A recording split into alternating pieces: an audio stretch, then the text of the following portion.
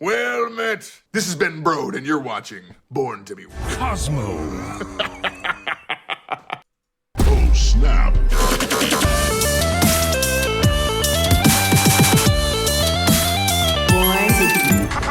Cosmo. Welcome to Born to be Cosmo, the Marvel Snap card game podcast, where we talk about all things related to the Marvel Snap card game. If you love superheroes, villains, and epic battles, you're in the right place. In this podcast, we'll share tips and tricks, review new cards and expansions, and discuss the latest news and updates from the Marvel Snap universe. Whether you're a beginner or a veteran player, we hope you'll enjoy our show and learn something new along the way. So grab your deck, shuffle up, and get ready to snap. Most importantly of all, remember to keep it Cosmo. Also, lazy hosts might get ChatGPT-4 to write the introductions for them. Oh my Maybe. gosh. We gotta get on that thing again and get Ben Bro to be like, keep it Cosmo. Yeah, I need that's Oh yeah, we gotta maybe Oh my Biggs could help God. us out with that. He's got a line in. Get him just to Ooh. record Keep It Cosmo for us. That'd be wonderful. It's Yeah, so it's been a couple of weeks since we've had a chance to sit down and talk. A lot of things happen in the Marvel Snap universe. Although I feel like the last 2 weeks have been a little slower than in previous sessions, which is fine because I still think we have a lot to talk about today. we won't go for curated 4 a bunch hours of- tonight. Yeah. Well, the night's young, Nate, so we can always see. I think while I curated a list of focused topics, I think that there's going to be a lot to talk about within them because it touches upon a lot of the things that we're very passionate about. Card acquisition system, game economy, balance, Galactus. right? Everyone loves Galactus. Nobody dislikes Galactus. This isn't a Galactus apologists group here. So I wanted to start. I'm the president of that group. Oh, there you go. Sorry. Yeah, so that's fine. I did want to start this week not talking about Galactus, although I'm sure he'll come up in this conversation. I wanted to talk about a very highly anticipated card that's being released this month called High Evolution, and some of the news and controversy surrounding High Evo. So, Nate, why don't you take us through who and what High Evo is and why we're all so excited for him to be released? In this lore episode, we're going to be talking about the comic book history of High Evolution. Just kidding. I'm sure Zombies will cover that for us. So High Evolutionary is... oh my God, did Chat GPT write this? I'm not reading that. Yeah. Why not? I'll read it. It's No, so good. It's like I couldn't write it better myself. Okay, I'll just read it. This is Just really read funny. the first part. You just read the first part, then. You don't have to read like every card's individual ability. But- High Evolutionary is a character card in Marvel Snap that belongs to Series 5 and has a cost of 4 energy and a power of 7. It has a unique effect that activates at the start of the game. It unlocks the secret ability of all your cards with no abilities. These secret abilities are usually beneficial and can give you an edge over your opponent. For example, Evolved Hulk has an ongoing effect that gives it +2 power for each turn you ended with unspent energy. High Evolutionary can also be used with cards that have negative abilities such as Shocker, who reduces... What? Such as Shocker, who reduces the cost of the leftmost card in your... Oh, is the new one. Okay, sorry, my bad. I thought it was just wrong. Okay, so Shocker is the new ability. So what reduction. So what High probably is Evo what it does, right? So he's a 4/7, and but it's like start of the game. Any cards that you have in your deck that are vanilla cards, right? So Wasp and Cyclops and like it's saying here, Hulk and the Thing and whatever. They all get special abilities now. A lot of them like give your opponents negative stats on that side, kind of like Spider-Woman type effect. Some of them, like the Hulk, that like there's some buff abilities and stuff. But the cool thing is, it's like start of the game. It's not, you don't have to just play him. And so if you watch they did a YouTube video. Ben Bro did like this season trailer was so good. It was Guardians of the Galaxy themed, and it was really good. But they kind of pumped this card up a lot.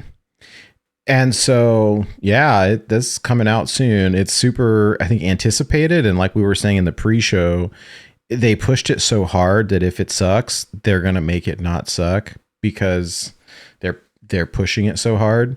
But I think the downside of it is they just decided that it's going to be, we'll talk about it next or kind of weave it in, but it's going to be one of your quote unquote big bad cards, a la Thanos and Kang and Galactus. So it is going to be 6,000 tokens forever, at least for the indefinite future, right? So that, I feel like once again, like the community memed this one into existence, right? Because of I don't even know why, right? I think they were thinking about making Living Tribunal a big bad because that would be more lore Well, it's all appropriate. because of your favorite lore. It's but the it's Living movie Tribunal lore. is not even bad though. It's like No, all those that's the space whole- ones. That's why it's dumb, right? Eventually, they're gonna have a big good, right? Like they're not all gonna be bad.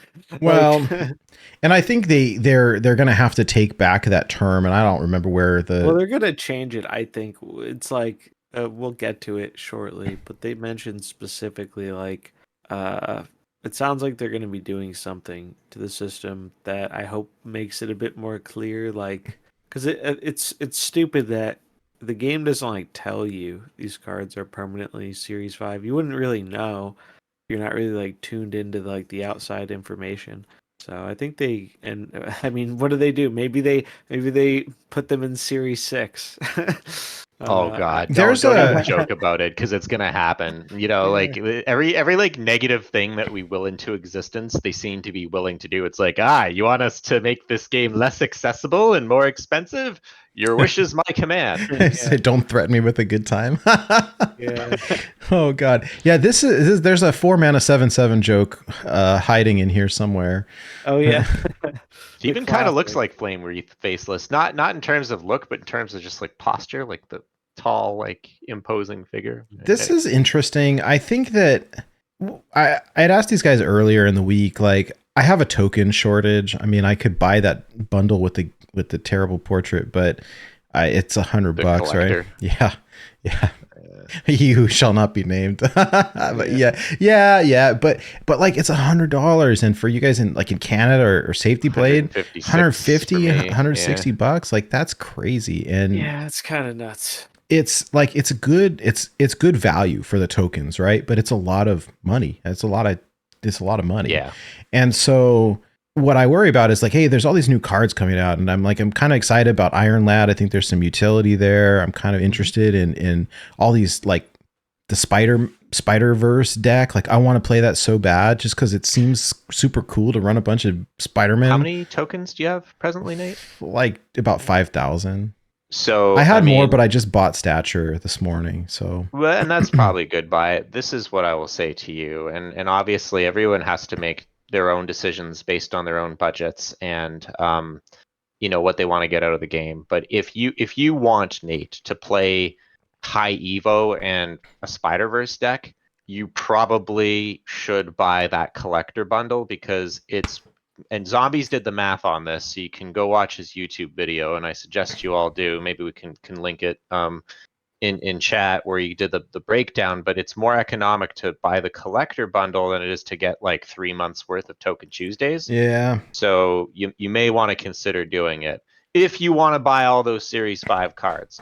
Now for me, I have a rule when it comes to the token shop, and I think that it served my mental pretty well, which is if I like a card, I'll buy it, good, bad, or otherwise. And so that's worked out really well for me with Thanos. It worked out poorly for me with Ghost, but I still like Ghost. So I got a cool variant for it. I still use it. It's just tricky because you can't play with the card first. So like you don't know if it's going to be good or not. It's the buyer's remorse, right? Where it's like, it's more economic to light paper currency on fire to heat your home. Yeah. Did you? Mom, they were messaging me the other day, and I sent that picture of I think it's from SpongeBob with the two guys, or Fairly Odd Parents with the two guys like shoveling cash into the furnace, right? Like that's what it feels like. And this game is insane, and every time we joke that it's expensive, they like up the ante a little bit, and they're like, "Oh, you guys think that the card acquisition system sucks now? Just wait until we revamp it."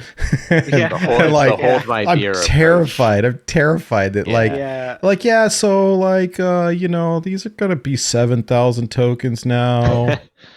but you can buy tokens with cash. Like, just wait. I'm terrified. Yeah, so I'm skipping out on the collector bundle because $156 Canadian is just a bit too far. How many tokens does And it come with? 10,000. 10,000. That's like almost 2 cards. Yeah, that is not even Yeah. like they couldn't even give you like 12. At least you could say, well, at least you get 2 Series 5 cards, right? $50 a piece for 2 cards. No. It's like I'll be Uncle passing. Uncle Scrooge over there. They're like, "Oh, should we make it Please, 12?" sir, may I have another card? Oh Did you my ask gosh. for more? It's yeah. It's like the epitome. It's like they're so greedy that it's funny. We're like at Uncle Scrooge levels now. $100 for a card, and maybe like a card and I'm 2/3 gonna of take a you on a card. little tangent for a second, so I apologize. I'll be quick about it. The company that makes Genshin Impact, the infamous gacha game, Uh-huh. released a new game called Honkai Star Rail, which a few of us started playing, and My I never condolences. really got into Genshin Impact. Although I'm pretty into this game, and this is like a true dyed-to-the-wool gacha game. It's cheaper than Snap. Like I was like, no, Yeah. I'm serious. I'm not even memeing. I'm not even joking. Like you, it is more generous with what it gives you, and it's a different game. Obviously, not a card game. You get characters instead of cards. But like these gacha games are notorious, right? And so you said this 100 times, zombies, but I think it bears worth restating. When they originally introduced Nexus events, they wanted this to be a gacha game, and what they've done with the series system is they've they've put lipstick on the pig. It's still in effect, you're still having to make They that have. that monetary investment, and yeah, I mean, Snap's more like, if you want to keep up with Series 5, it's I think it would probably cost you more in the long run. Certainly, it's not cheap. But back to the original point, if you want to get all the things, then that's the best way of doing it. I think, though, that probably what I would suggest is pick pick your lane, whatever you think you'd enjoy more as a concept, and make your Well, peace with if you don't pick the one that's like tier S, then you'll be cool with that. Because I think that for people who chase the meta with the token shop, who aren't whales, are going to really drive themselves absolutely crazy. And I see it all the time on Twitter, that people coping about Ghost. Oh, I put Ghost in this deck. Ghost is the nuts. It's like, no, you spent you spent your 6,000 tokens on Ghost, and you're trying to convince yourself that you didn't, you didn't make a bad purchase. And if you bought the card because you liked it, then it's not a bad purchase. You have to really kind of take a different mind. You have to make your peace with it, is what I'm trying to say, or just be resigned to spending an obscene amount of money. And for me, I think that all right, we want to pay for the game, cool, but I don't know. I think we're pushing it. The question is, how good are we at predicting whether a card is going to be good or bad? Like, That's why you should always wait for the most part. Like, yeah, but unless it's like there are a few exceptions, like, and that's why not to dive into the whole big bad philosophy nonsense. But that's why people are happy, right? It's one of the reasons you get people who are happy about a card staying at 6K when realistically, like, that shouldn't be a thing. Like, you should want all the cards to be more accessible. those are the All right, same I'm people gonna- that like yeah. don't want the student loans forgiven because I was they had to just pay gonna for say theirs. that. I was thinking the exact same thing. I paid for college, so now you have to go broke and pay for college. Or like, people who become doctors, right? Who used to have to go through those grueling residencies. It's like, well, I worked 70 hours straight, so you have to work 70 hours straight. It's Yeah. like, Get out of here. Yeah. Well- it's such a like lizard like brain mentality. But It's a really weird thing with this, and part of it also comes from not even the, oh, I had to buy this, so you have to buy this at that. It's this, tokens are such a scarce resource. A lot of people don't feel compelled to spend 6K on a thing. Oh, dude, just wait until they Because get their like, oh yeah, I'll wait 2 months and it'll be half price. And then if I really don't like the card, or I really don't care to play the deck it's in, I just won't buy it, and eventually I'll just get it for free in like 5 months or After it's whatever. been nerfed 2 or 3 times. Just wait until they get the badges on the cards, and then people are really gonna go off. Like, Oh yeah, maybe. I Yeah. don't know. We'll I don't see. know. I hope they make them look good because, like, I mean, they kind of have to. But I'm curious to how they do that. But it's the thing. Like, people are missing the forest for the trees. They're like, oh, I'm happy that this is here. So like, I know I'm not wasting tokens. But like, the real thing you should be more concerned about is not whether or not they decide this card is a big bad. Is that tokens are scarce enough that you have to do all this unnecessary like overthinking and planning just to decide like, man, I really hope I'm not wasting my resources on this card because this is the only card I'm buying for like this month or whatever. So like when you have that regret, you feel it pretty hard when you're strapped on tokens. So it's like people feel safe because they're like, well, worst case, never getting downgraded, and like Blue said, if it's bad, like they'll probably buff it. well, and I think we, as like card gamers, we've been playing for so long, all these different games that like, I feel like we have a decent shot at making an educated guess as to something, if it's going to be good or not. But it's always a gamble. You never know, or you end up in the situations that we've had with cards like Zabu or whatever. And thankfully, those Silver Surfer and Zabu, like Zabu. We knew Yeah, about we Zabu. do. at Although least- I think it was more broken than we ever thought. But Yeah, we I were guess. trying to. We were on some copium that maybe this will Well, completely break the game in half like we think it will. The- Oh, it did. the difference with those though is that because they were season pass cards. It was like cool. They're more accessible. I didn't have to to spend more of the 6,000 player tokens, base. but Yeah, it's scary when you get a card like this. I was telling my kid, right? He was debating he very little money into games at all, right? But he's like, well, should I get the season pass or should I not get the season pass? I was like, here's the thing. If you want the card, you should get the season pass because if you don't, it's just the best it's going to card go in the to game. pool 5 Yeah. or whatever. And then Yeah. by the time it's down to 3, it's going to take 5 months. Like, Yep. And imagine you pull it. Imagine it's not a card you're interested in, wow. and you Yeah. waste your pool, your 1 in like 400 pull 5 pull pool 5 pull on a card that was like let's say Silver Surfer after it got nerfed. But I even don't if know. you I'd be don't, pretty that'll pissed. yeah. But yeah. even if you don't, it'll still happen, right? Hat pulling Sentry, Mom pulling Ghost. I mean, there's horror It stories like happens. that. There, It I feel like it does. happens more than it doesn't, right? Because there have been more bad cards in the pool 5 pool than good cards generally. Right. So on the topic of bad cards, just to kind of get us back on the rails here. So High Evolutionary, one of the cooler cards coming out. However, yesterday on May 5th, Steven Jarrett announced that High Evolutionary would join Galactus, Thanos, and Kang to be a big bad. And so, again, turning to my faithful companion, ChatGPT-4, to tell me what a big bad is, because like it seems like anything they just want to permanently leave in Series 5 as a big bad. It's So- basically just an exciting effect. Like they basically came out and said they basically confirmed it's arbitrary. Do we think this is a big splashy, interesting effect? Then it has a chance of being a big bad. Well, they wrote here, big bads are our favorite 6-cost supervillains. Well, not anymore. Thanos and Galactus and Kang and High Evolutionary that are just too dang epic, according to Second Dinner, the developers of Marvel Snap.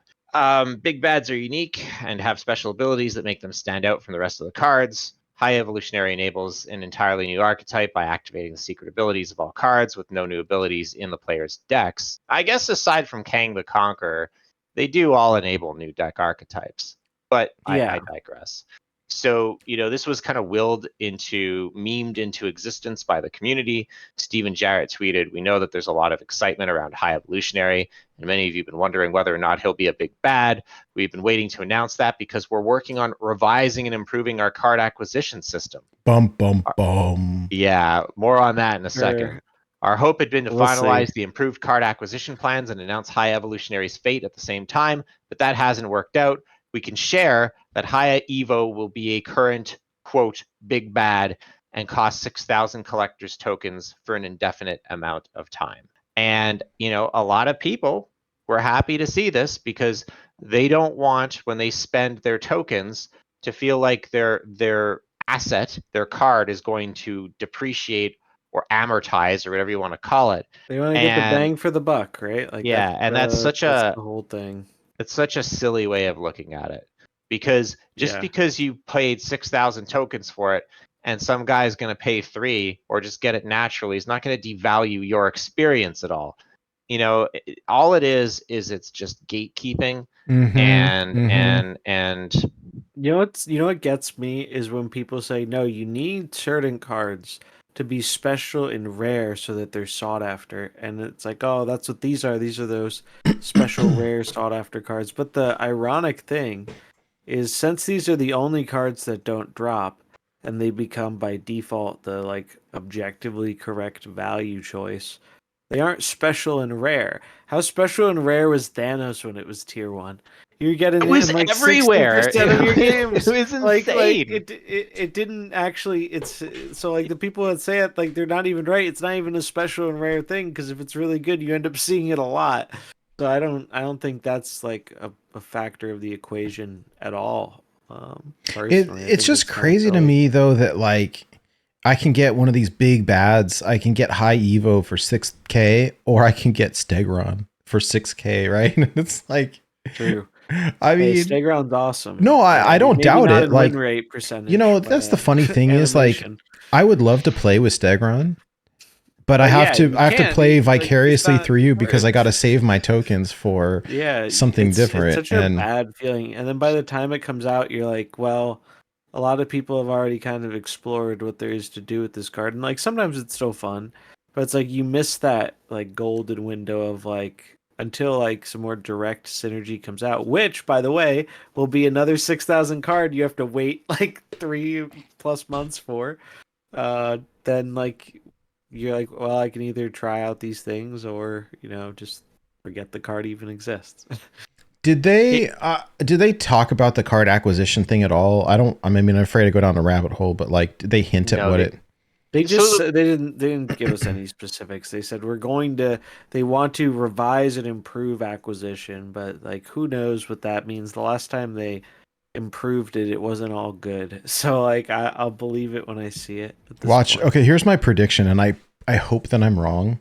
Well, they just said okay, they'll increase the cost of the cards, so they cost more tokens, but they'll make tokens available for purchase with cash. Maybe. I don't think they already kind of. I don't think they'd be that direct about it, because like, I think it's working in their favor that a lot of people aren't like breaking down the math and seeing how much like it actually costs to convert into tokens and like what that equates to. Because like, I guarantee you, if like more people were doing the math, they probably would be either more upset or not. The math is terrifying. I still can't believe that you guys like looked at how much you spent on the game. I'd be so yeah, it's ridiculous. It's kind of ridiculous. I'll tell you what I would like them to do, and I'm gonna say this because with Kitty Pryde they actually did it. So maybe I've got, you know, some kind of like cosmic power. I think that they could make a simple change. Yeah. Keeping it Cosmo. Now, I think they could do better than what I'm about to suggest, by the way, but this is something they could do immediately that would be universally applauded by the community and would still net them obscene amounts of money. Just abolish Series 5. Have 2 pools. The rare pool and the common pool. Series 4 and Series 3. Release cards into Series 4. Maybe once in a while release cards into Series 3. Like maybe the Battle Pass cards go directly to Series 3 instead of Series 4. I don't know. And have them continue to cost 3,000 tokens. Just do that. And, you know, think about it. How much does a card cost? Like over $100? So if Series 4 is half the price of Series 3, you're still going to be getting $50+ for a freaking card. Still a lot of money. Yeah. I don't think they'll do it, but I think that's something they could do that would be a good start. I would like to be able to play with the new stuff when it comes out. Like I'm dreading the Spider-Verse thing because I want to play it so badly, and I know that there's going to be 3 new cards that I'm going to have to buy, right? Like I don't care about Spider-Pig, but like 2 in the past, but but that's not much better. It's a lot. Not much better. That's a lot. 12,000 tokens plus, $15 for the or $10 for the pass, whatever. Mm. And now the thing is, if you have like 5 now, so if you saved your tokens for a month, Yeah, but I then want you high have like Evo. 12. I know, but now you want the cards this month. It's like, oh, and that's how they. Oh, snap. Oh, sorry. Well, that's how they get you. That's how they get you. Is they make you want multiple of the cards, and then that's why they obscure the pricing, which is why I don't think they would make it as clear, like, because I think that's kind of how they've gotten away with it a bit, is because, and all mobile games do this. That's why, I mean, we're lucky Snap only has like 3 currencies, like Blue mentioned Star Rail earlier, and the game's a lot of fun, and I don't feel pressured to spend money in it. But there's also like 10 plus different currencies, and I don't know what like Yeah. half of them do, and I just don't care to find out. And so it's like they do that intentionally because when you have to get one currency and convert it into another, every time you have to convert there's like a large group of people that just stop caring and don't want to like do the math or do the research, and they just kind of roll with it.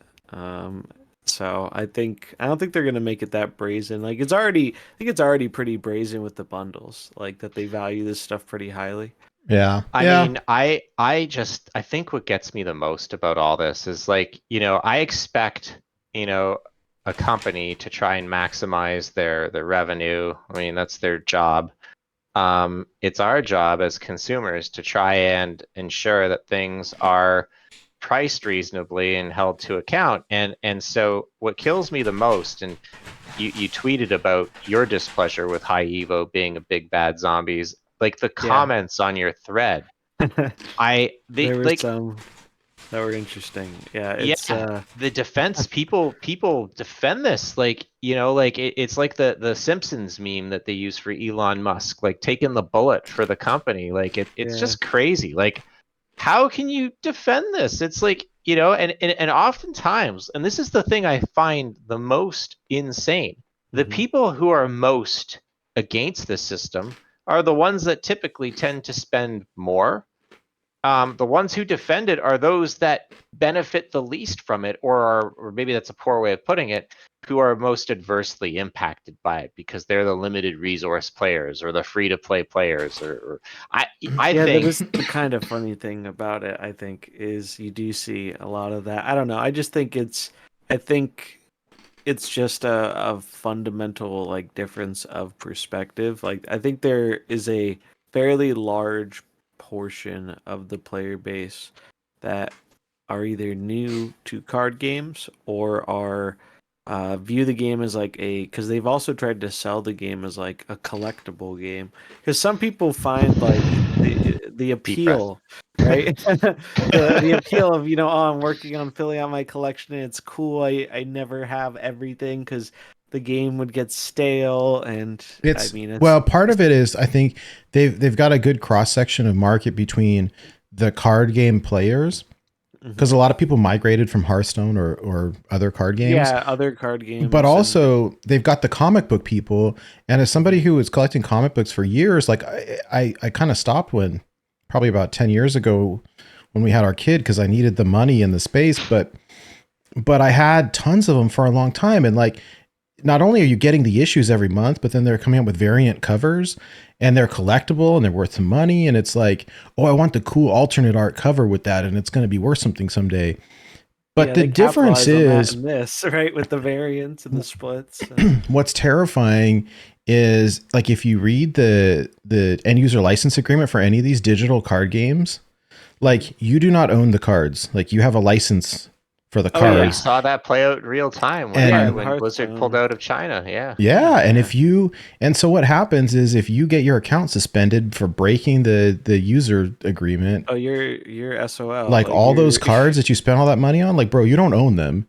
Like no, you have a license to use them and it can be revoked, and whatever money that you spend on them, like, that's why you got to be careful with digital purchases. This isn't just card games either. It's like I call me a boomer, but when I can, I still like having a physical disc for my Oh, my I do like it too. newly released games, and part of it's just because I like having a physical collection. I think it's cool having the box, and you get like a shelf full of stuff and to look at. But the other thing is, you own that, right? And nothing can happen where you're going to lose the rights to that. Like you can't have, if your account gets hacked or banned or whatever happens, Sony just implodes in a fire, you can still play this game. And that's what I like about that. And unfortunately, and Snap is no different than any other digital card game in this respect. You don't own any of this stuff. We're all paying for uh, entertainment essentially. And someday, I'm sure the servers will go down on this game. And it's like, oh man, I spent all this money and now it's gone. But Well, it's the risk that you take. Now, yeah, I it think is. that it's cool. Like, if there's a variant that I absolutely love and it's a deck that I absolutely love, like, okay, cool, I'll get it. And I love playing that Symbiote Spider-Man. Like, all right, cool. Mhm. I love the Black Spider-Man costume. It's my favorite. I'm happy I bought it. I have no regrets, whatever. But like that dude that bought every single variant ever and spent $2 million or whatever, like, oh my God. There's a couple of Yeah, people, there are a few people now but who it's have done that. probably about 10,000 US. No, it's not even that high. Not Someone, even well, that high. it may have gone up because they released more, but like someone did the math and it was actually lower than I thought. That's Like the price of a Toyota Corolla. if you In Canada? I think what it used to be was like, I think it used to be like 4,500 or something if you were, but keep in mind this is buying purely variants, right? Like this isn't factoring in if they ever bought gold for like increasing their collection or bought a token bundle. This is purely for like the cost of buying all of the variants. It's still a lot of. It's a huge amount of money, but Yeah. admittedly, with Snap's pricing, it was lower than I thought it would be. So I thought Yeah, it was worth it's pointing out. just that being said, I do think that, like, let me play devil's advocate real quick because I was trained to argue things both ways, right? And so if you play the game a lot and you enjoy the game and you're getting use out of it, like if you convert the money to like how many hours have you spent playing this game, Well, that's what I you did, and know? that's my copium is that like, or my justification is that, yes, have I spent a lot of money on the game? Totally. Like the first bit of copium is I've made more than I've spent on the game playing the game, so that helps a little bit. But the bigger bit is like I was pretty conservative with calculating the playtime, like because I can't calculate all my mobile playtime or my time in beta. But Right. Steam, gives you the number. And so I looked at the number and I was like, all right, maybe if I played like about the same on mobile, which admittedly was probably more on mobile, but even if I said it was about the same, it ended up being like 2,000 hours or something. Funny little tangent story. So on my Steam friends list, I have some colleagues from work. I don't, from back in the day or whatever, when we did like, work LAN parties or whatever. I never removed them. I don't really use Steam that much as a game service, especially over the last few years with BattleNet. But with Snap, I'm using it all the time. I had to block some of them because they were actually starting to talk. It became a little bit of a subject of work gossip. How many hours I put into Marvel Snap, and no, I I'm didn't know it went serious. that Like, far. and and Oh and my and, God. and like, oh, I leave it running. I go to bed, I leave it running. Like I think I've maybe That's did so that. It's funny. gonna rat Anyway, on you. Is it Blue? Aren't you supposed to be at work right now? It says you're online. I wish I could play during the day at work while I'm on a conference call or something. No, that thankfully never happened. But no, and there. So this is the thing. So we talk about the collection system and the detrimental effect it has on the casual game base. Turns out a lot of people who I work, it's one of the biggest companies in America, play Marvel Snap because they saw how much hours I have, they ask me my rank, I tell them I got infinite, they're like, oh wow, infinite, that's so good. I mean, when you end the season silver 12, like, infinite's Now we like, know why Blue's really playing Snap no, instead no, no, no, of colleagues. so Getting they street they cred at ask me work. questions about what to buy, and most of them don't play anymore because they stopped early pool 3. I'd believe that. I would definitely believe that. And so going back to the original purpose of the conversation, all this gatekeeping does is just keep people from playing the game. And like, to me, I want, I don't know, it's like you just the other argument that drives me crazy, like it actually makes me like my pulse race. And my apologies if you're in here. PBJNom made this argument, and I respectfully disagree, but it does bother me, which is, well, if we made every card available to everyone at release, then everyone would play it. So this way, people won't be able to play the good new card because they're kept out from having it. It'll force meta diversity. One, we know that doesn't happen. Exhibit A, Thanos. True. Everyone was playing Thanos. And two, all it does is just make people fork out money or prevent them from having a positive experience and take away their sense of agency from the game. Yeah, and people who don't have agency, they'll move on. Like, most people aren't going to be like you or I, who will like power through it because there's a light at the end of the tunnel. Maybe. Oh yeah, They're most just gonna people are say, just, all right. yeah, I'm I'll out. free up some space on my phone. well, we're a bunch of masochists. I know this because we played Hearthstone for 10 years and and now we're playing this. But it's kind of crazy anyways, because I think one of the things that this game does really well, and I think you mentioned it earlier in Discord or somewhere, was that like the one thing that I absolutely love about Snap is that every single month feels like it's new expansion month or whatever, because the meta changes all the time, and there's these new cards, and I actually really enjoy the kind of trickle release at like 3 or 4 new cards at a time, because it shakes things up all the time. And it's really cool. It's just a bummer that like by the time I get access to one of these cards, it's 5 months later and the card's not cool anymore, or it's not, or it got nerfed, have or that new shininess, and like you don't get that first experience. It's kind of a bummer. Of like trying out a card, right? Like you want to see what makes it work. That's part of the fun of card games. It's gonna be sad when you have like I would love for my kid, right, to play High Evo, right? It's the one card you need, because all these vanilla cards they're like pool 1 and 2 cards, right? Of them, it's just Wasp is the only one that's pool 3. All the other ones are like early pool. Right. So you need like one card. And so like, okay, cool. Save your tokens, I guess. Thanos. But like that's why Thanos was a great buy, because it's one card and it makes all these decks.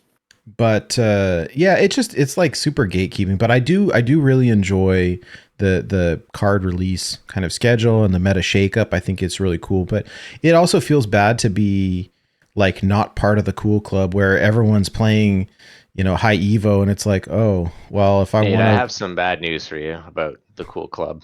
I don't think High Evo is gonna do it for you. Sorry, friend. It's the metaphor, but anyways, excuse me. We're speaking. We're not speaking literally. We're speaking figuratively. What I mean is like if everyone's playing Thanos and it's like, oh well, I don't have $100 to spend on Marvel Snap. I guess I'm not getting Thanos then. So we focused a lot on what we feel they're not doing well: card acquisition, monetization, the whole big bad nonsense.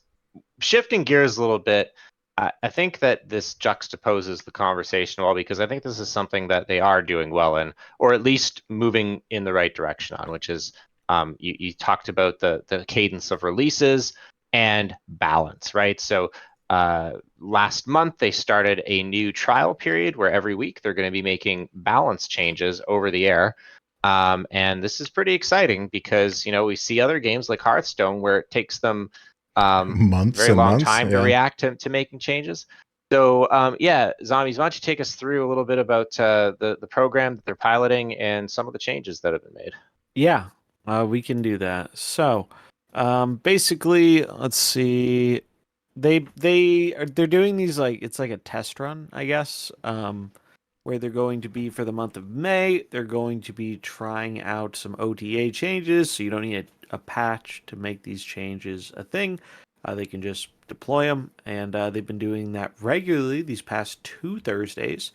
And I think there was understandably a lot of concern when it came to like previous balance things. I think people have been a little bit not thrilled recently, or relatively recently. Recently, it's been good, but before the last major patch, it had been kind of it felt like there were some pretty big misses when it came to balance. With all the Shuri stuff and the arrow changes and all this, and people felt like they were just a bit behind. And now it feels like as of the last patch and these OTAs, it feels like they are kind of a bit more in tune with what people want, and it's been doing. I mean, as much as we complain about the acquisition and the other stuff that's worth complaining about, I think one thing you're not going to find a lot of complaints on here are in gameplay. The gameplay's actually been really good, which is a pretty great change from the last few metas we've had, where it's just been very 1 or 2 deck dominant, and that kind of warps things a lot. So we can run through the changes here. They did 2 changes. There were two buffs, or no, 2 nerfs and 5 buffs in total. So they buffed up Shanna. Shanna went from a 4/2 to a 4/4. And they also buffed Enchantress. Enchantress going from a 4/4 to a 4/6. That's a consequential buff right there. That's kind of scary. Yeah, that's a spicy meatball. It's a pretty big one. It was funny. The Shanna buff was a little unexpected, and I'd been playing a list with her like a few days earlier, like a Shanna Zoo deck, and it did okay. But I noticed so many times, like Shanna being 2 power was so bad. Like I was playing her for the effect, and the effect was like doing okay, but it was just like, wow, the fact that the body she has is like only 2 power was really bad. And even though she's not like the world's best card now, she's like way more of a playable card at 4 power. I think they were being careful with her because of like they planned her to be one of the things you did with Zabu, and then it turned out almost every other 4-cost card was better with Zabu than Shanna was. Like almost every single one. I'd play Crossbones before I played Shanna, and some people did. But I think this definitely makes the card a bit more viable in a post Zabu nerfed world. And then Enchantress, so many people, myself included, were surprised by this one. I don't think anyone had this on their radar, but Enchantress was really only like a Sarah card, like because it was so, if you ran into an opponent's deck that didn't have an ongoing to hit, Enchantress was so bad. Like paying 4 for 4, even when you're paying 3 for it, it's like you needed to act as your like pseudo Shang-Chi and swing something really big for it to justify the spot in the deck. And now more decks are being able to justify it because a 4/6 is a lot less bad than a 4/4. It's just that simple. And also the meta has changed where a lot more decks are running ongoing stuff. So this kind of felt like them saying, hey, we'd like to have like more ongoing counters be a viable alternative since there's so many ongoing decks right now. And you're seeing that. You're seeing Enchantress pop up in more decks, but not to like, I don't think it's like a crazy unhealthy degree. It's not like it was during the Shuri meta where literally every deck always had Shang-Chi. You don't see Enchantress in everything. It's just like now it fights for the Shang slot in some decks if they aren't running both. So neat change, and I'm really happy with both the buffs. Or no, there are more buffs. That was the first. I got them mixed up. Yeah, I got the buffs and the nerfs mixed up. But Lizard and Sandman got nerfed. And the Sandman nerf is pretty significant, going from 5/5 to a 5/3. Now he's more like Leech. He's not as good of a tempo play, but I don't think Sandman ever should have been a good tempo play. I think everybody said it. I was when playing it happened. A ton of it, and it was very shocking. Like, I don't know about this, guys. When they were buffing the Sandman to a 5/5, it was like, I don't know about this. 5/5 might be a little too good. And I don't think it was too good in terms of power level. I think it was like good. It was like a high tier deck. but I don't think it was like the craziest thing in the world. But it led to Sandman being more prevalent than you want a card like Sandman being. Like Yep. he's supposed to be more like niche tech, and that's kind of where we've seen Leech land, right? Like he's not as popular as he used to be, but he does have specific decks that he really targets and does well against, and that's what Sandman's going back to. Sandman still totally solos, Sarah solos like Deathwave. Like it makes those decks have a really bad time. It's even good against the stature deck right now because like you want to be playing 2 or 3 things on the final turn. Sandman says no. Yep. So it's still good, but this was a good change. I think it definitely made the Sandman population die down a little. And then Lizard's been one of the best 2-drops in the game for like ever. And it's Yeah. funny because in beta he was worse. He was a 2/4 instead of a 2/5. Like nobody played him, so they buffed him. And then now they're giving him a slight nerf. I don't think this nerf is a huge deal, actually. Now with the buffed Enchantress, you can just turn him off easier. It gives you more reason to Sauron. It will matter when it happens, but I think making people have to consider a little bit more. Like, oh, is Lizard the 2-drop that I want to run? I think is probably a good thing. What could be arguably less of a good thing is the fact that most people are just replacing him with Jeff.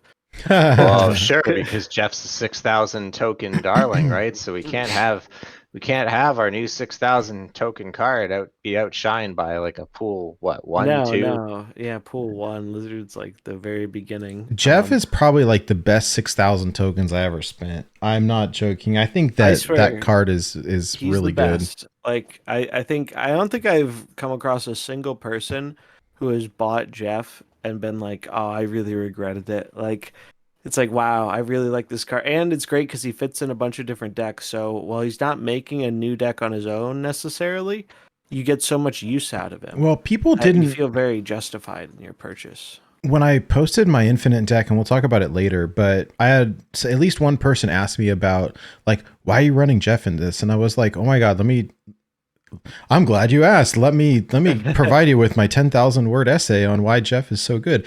But he does a lot of stuff that people didn't realize. Like not only you can play him in unplayable locations, you can play him anywhere and then move him once, which is super cool. He plays around Professor X. He plays around Spider-Man. Storm. He plays around Storm, but also the two where like the month before we were seeing a lot of like Electro Sandman ramp type decks. You can get him through Sandman. You can get him through Sandman and you can get him through Electro. So, but he has to be the second card you play.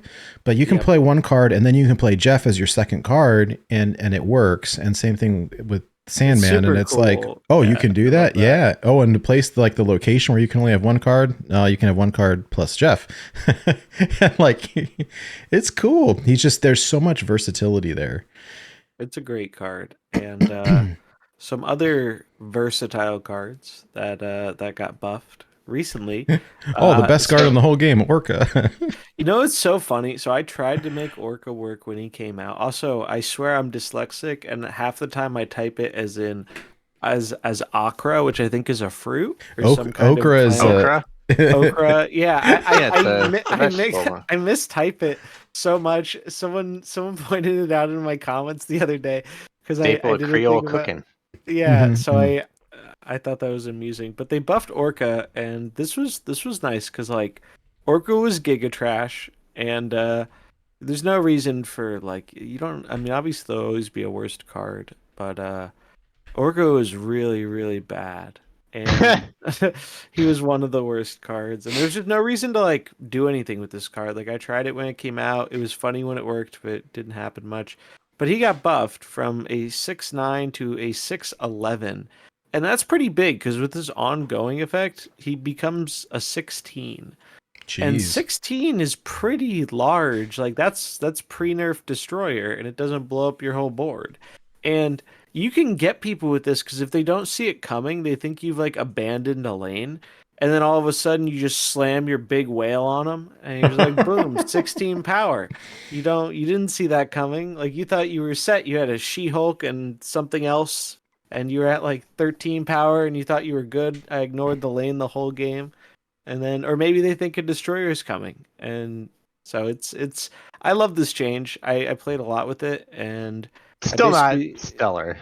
it's not like a tier 1 card by any means, but you can like win games with this card now, and it doesn't feel like as much of a meme. Like I was playing it in a Electro ramp deck with Destroyer. I was running like Professor X and Atuma, like all these other cards that they kind of work well together with this strategy. And Orca won me more games than expected. Like part of that, I'm sure, was a surprise factor, but 16 is just a lot of power.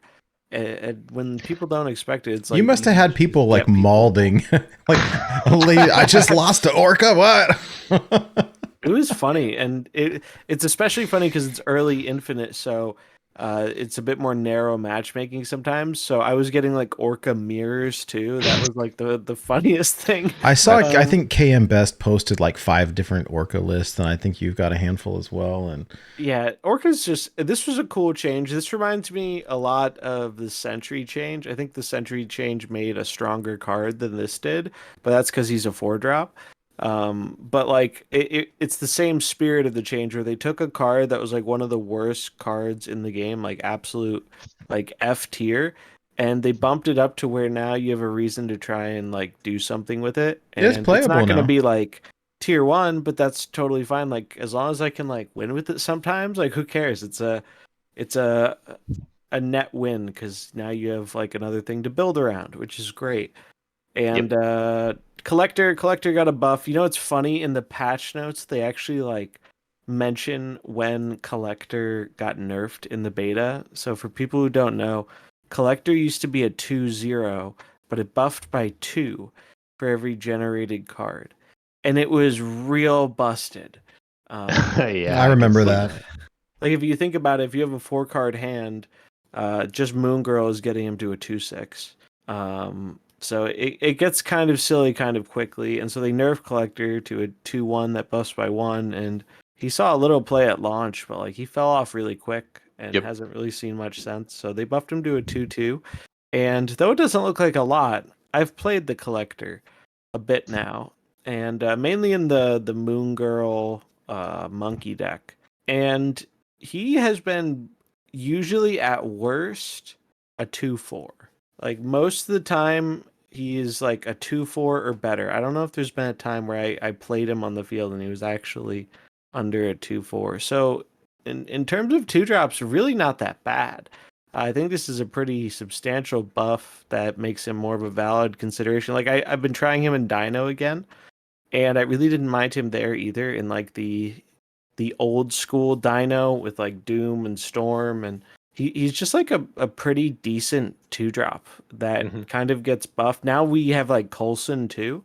Whereas like way back we didn't used to have Coulson, and there's just more ways of getting stuff in your hand. I Very found it to be helpful. better than I thought.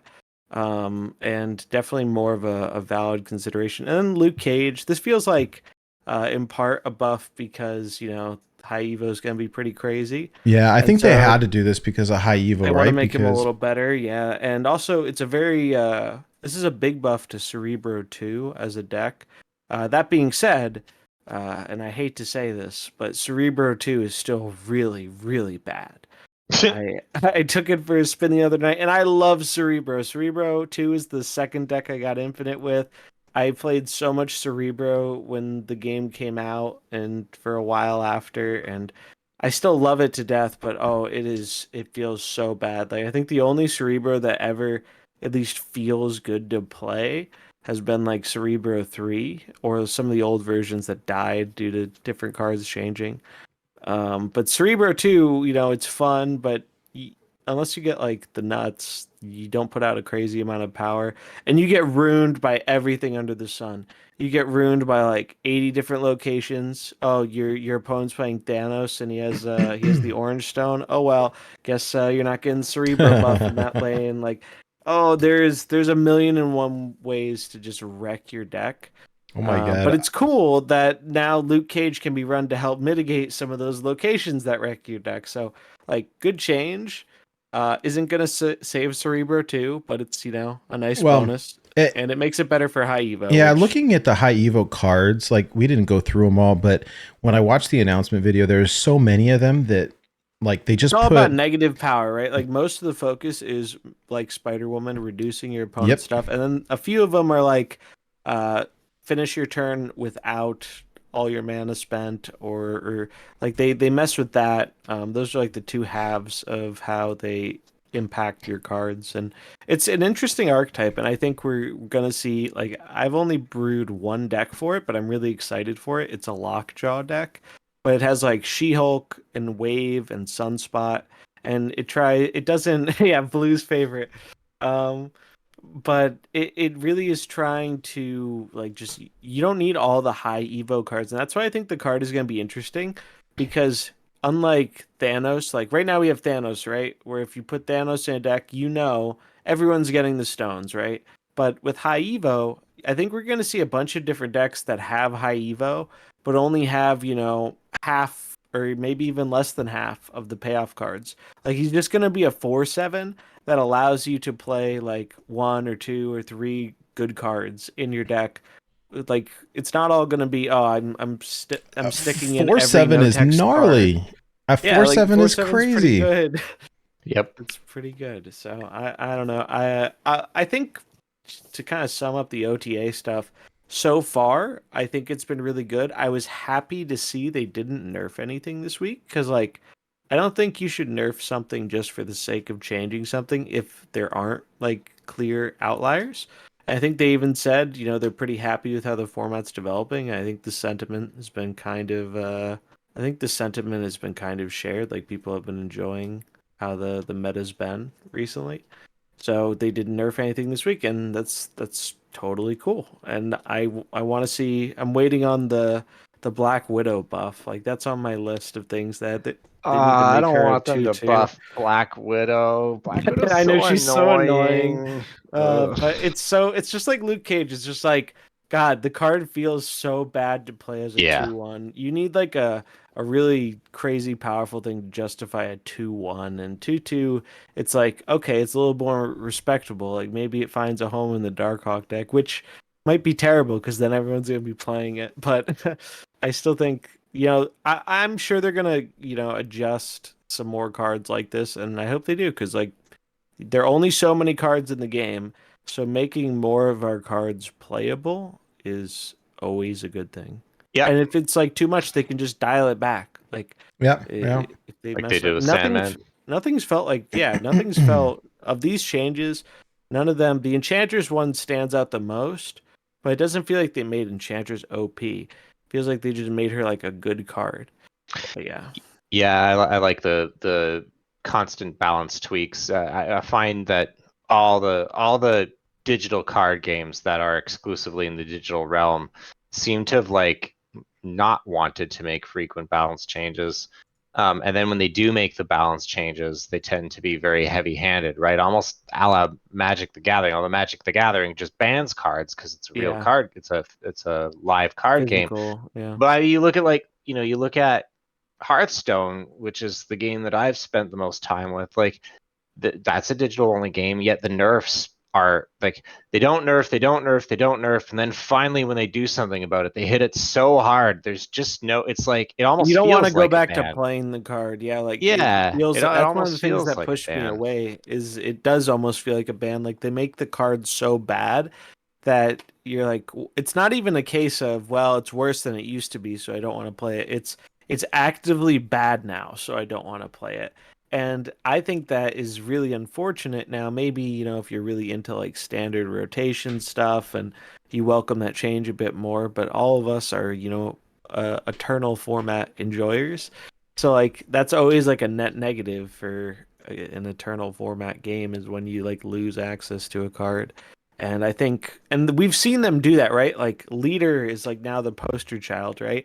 For like they nerfed him into outer space, they sent him packing, and they're like, all right, maybe we were a little too harsh on you, Leader, and you can come back now and just not bully people as hard. And it's worked out, right? Like I haven't seen, people, get up in arms about leader. There were a few people the first few days who were like, "Oh my god, I hate getting leadered again." But that's because it was like popular because people wanted to try it again. Well, Now also it's with not like a Sandman, meta it kind of thing. felt Oh like yeah, it's a annoying. It's still annoying with Sandman for sure. But it didn't. It's not like it really saw much play outside of Sandman. Like it wasn't good no. enough to just be thrown as a top end into any deck anymore. And it felt like it was more towards what they intended the card to do. I was like, okay, cool. Like now, I'll be able to use this card once in a blue moon in a specific deck, or try it out as like a niche counter. But it's no longer just like a totally useless card in my collection, like the last leader iteration was. So that's good. I think that shows like it puts into reality them saying like we're okay if we nerf a card too much we can change it again later, because it's easy to say that, right? Like Yeah. it's super easy to say, oh, we can, and then never do it, right? Like I feel like that's come up a bunch in other games. It's like, well, we're monitoring, and it came up in Snap too before. Like he's had Glenn Jones has had people ask him about like Silver Surfer, because Silver Surfer totally disappeared for a while, and they're like, "Are you happy with how this has changed? And would you ever consider buffing this back up in some way?" And but I think that was a greater like context of the meta. It wasn't Surfer that was bad. It's just everything was kind of bad compared to like the best deck or two. So it's just nice to see, and I think it's a balanced philosophy that I feel a lot better about than other ones in other games that I've played and play. It just is nice that because it's a smaller game, right? Like in terms of collection, like I want to be able to use as many of the 100 something cards that I have because there's no pack filler. Like we don't need that. Except you're looking at it on the screen right now. But at least it's slightly better pack filler than it was. Yeah. I like the approach. I think on the subject of the meta, though, with the live balance changes, I actually think that especially the first one more so than the second one did shift things up a little bit, and I think we're kind of going through that Yeah. that phase right now where things are starting to settle, and I think that we're starting to see some archetypes and cards really start to head to the front of the pack. And there's some very interesting things that I've noticed. I like to keep an eye on data. I pay frequent visits to Snap Pro, Untapped, and Snap Fan. Snap Fan being interesting because it's the only site still that produces stats on individual cards. I'm hoping Untapped will release that soon because they do it for their other games, most notably Magic the Gathering and, of course, Hearthstone through HS Replay.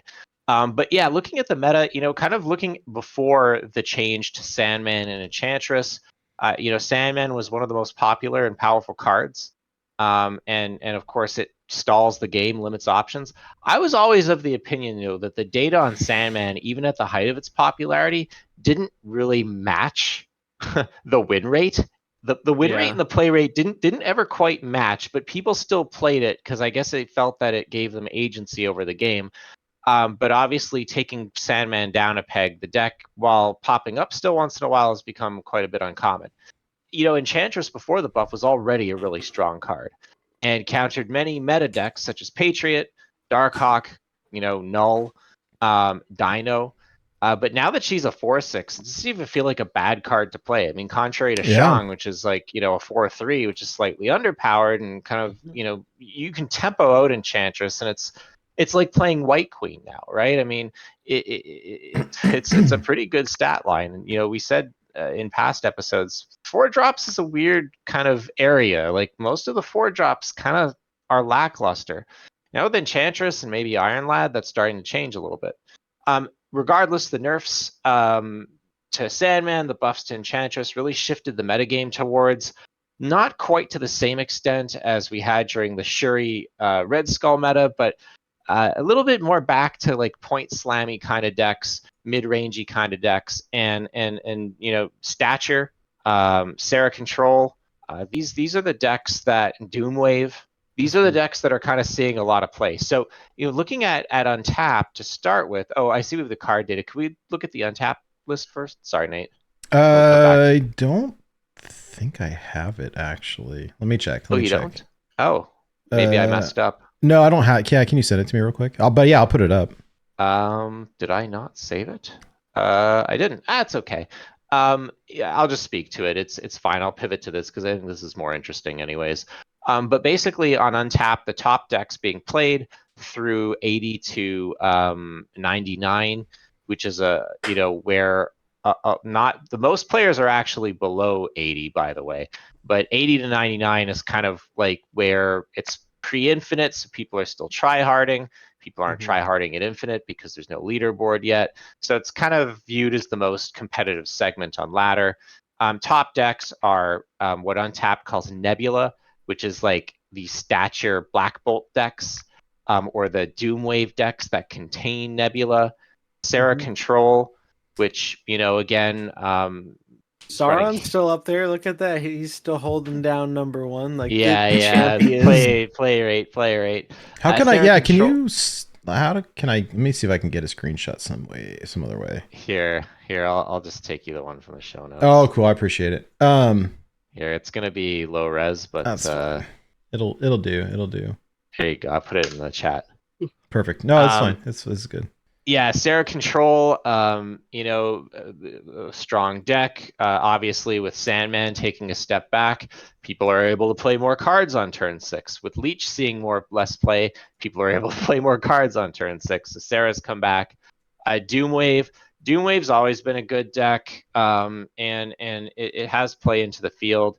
Wave is just a really strong card to kind of control the tempo of the game. It's kind of like a Sandman light. You play it on 5, and then you kind of limit what plays on turn 6, and you kind of have ways around it with cards that discount. Although, interestingly enough, Stature can play through Wave because it keeps the cost of 1, as does Miles Morales. It's something to think about. Sarah Surfer posting good numbers, and then Lockjaw, despite being nerfed to Oblivion, still seems to post pretty impressive stats. I think that those are the decks that probably are seeing the most play. There's some outliers. You see the odds Cerebro. Discard is doing pretty well. Discard's really happy. Yeah, it's with having nerf. a resurgence. Like I used that for the end of my climb. I was shocked at how well it did.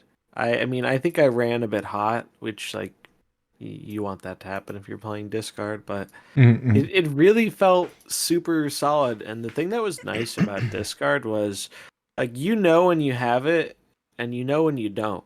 It really made someone who felt a little rusty on my snapping skills, because you get infinite and you just don't have to care about it for a few weeks or whatever. Someone who was kind of rusty on my snapping skills, I very much enjoyed the deck because it was super clear when I was supposed to snap because I had good things going, and when I was supposed to just leave because things were not going my way. I think that's more valuable than I'm sure people necessarily give it credit for. And even though discard, you look at it and you're like, oh, well, this is a deck that can play into Sandman pretty well. Swarm, which is one of the payoffs, got really awkward with Sandman and really kind of junked up Dracula, which is its main way of projecting power. Of course, Leech used to annihilate the deck. It was like my favorite play when I was playing Lockjaw Thanos was to have priority, play Leech on 5, leech him. MODOK flips, the whole hand gets dumped, and usually they're out. That doesn't happen anymore. So the things that discard was really weak to have gone away, and it's a fine deck. Also, discard really likes Nebula, and Jeff, while I think is superfluous, I think is just good in any deck and finds a good home there. So discard. He's Jeff tier. He's Jeff. Like he's great. And then of course you're going to see Galactus because inexplicably people are masochists and will like run into the wall playing Galactus, forcing it. Although maybe there's some refined lists that may not be so as much of a Hail Mary. So if we can go to the individual card stats, kind of looking at this, what I was really surprised about was how much of an outlier a few cards were. In terms of their win rate. And this was taken yesterday, although it continues to post. Black Bolt and Stature have the highest drawn win rate cards of cards that have a significant portion of play. Sauron, and also, depending on how you slice and dice the data, Stegron might be higher win rate cards, but the quantity of them being played is so small that it effectively doesn't count. But Not Black Bolt, meaningful data, right? Yeah. yeah, 58% drawn win rate. If you go look at the lower ranks, it's even higher. That's really high. And the Stature Black Bolt deck that KM Best has popularly coined the name Only Stats. We've seen this kind of like, it's like a Zabu deck that runs Miles and Jeff and Black Bolt and Stature at the top end. By and large, the highest win rate deck in the game, the tier 1 race winner. Black Bolt really driving that and having a good payoff in Stature. But like the thing is that the draw and win rate from Black Bolt is still really high. If Stature was carrying Black Bolt, you would expect to see that there'd be some difference in the numbers, and there aren't. So Black Bolt's having his It feels day. pretty good, right? Like even Yeah. when you don't draw your Stature, the Black Bolt is usually just pretty decent because it's not Shang-Chiable. You're ripping a card from your opponent's hand, which it feel like it used to be worse than it is now in terms because now I think a lot of the decks that have small things, those small things are not in their hand on turn 5. They've played their small things. Like I've lost count of the amount of times it just rips like a Shang-Chi, or it rips like a high cost card, like a Death. Devil Dinosaur. Oh yeah, or if they Death. wave, they're cheap like Death or She-Hulk. It's Yep. just a very it's so much more powerful than the effect used to be. Because Black Bolt used to be a 5/7 and they buffed him and he still saw no play. But now that the meta's changed a bit and now that there's a payoff, it's just like, wow, Black Bolt is suddenly a good card. He's having his leech arc, Yep. They memed on him in beta, and now he's, having his day in the sun. So I'm going to make a prediction here. Given the win rate of the deck and it catching on and the stats we're seeing, I suspect that they're going to hit Black Bolt. Not hard, at least not to start with, unless the deck starts exhibiting tier 0, play patterns and win rates, which I don't know if that'll happen. But I'm willing to bet that at some point soon, Black Bolt's going to be clipped to a 5/7 instead of a 5/8. I am not basing that on anything. It's just when I look at these card play, draw, and win rate numbers, if I said play win rate earlier before, my apologies. It's draw and win rate we look at. Black Bolt is really out there. And Stature and Darkhawk aren't far behind. I could see a world where Darkhawk takes a little bit of a hit too, just because Darkhawk has been always such a solid card ever since release. And even with the Enchantress I buff, don't think they'd hit Darkhawk again. oh, I think they might. We'll see. Who knows? How would you even hit it again though? Well, that's the problem, right? You'd either have to make him a 5, which kills him, or change maybe you make him like a 4/3 again, but only +1 per card in deck. I don't know how you hit him again, but I know that Darkhawk is tricky. Yeah. It's tricky, whereas Black Bolt isn't tricky. Just make him a 5/7, probably still good. Maybe I'm wrong. Maybe I'm totally off here, but like the numbers are a bit eye popping. So I think that as far as tier 0 decks go, there aren't any, at least not yet.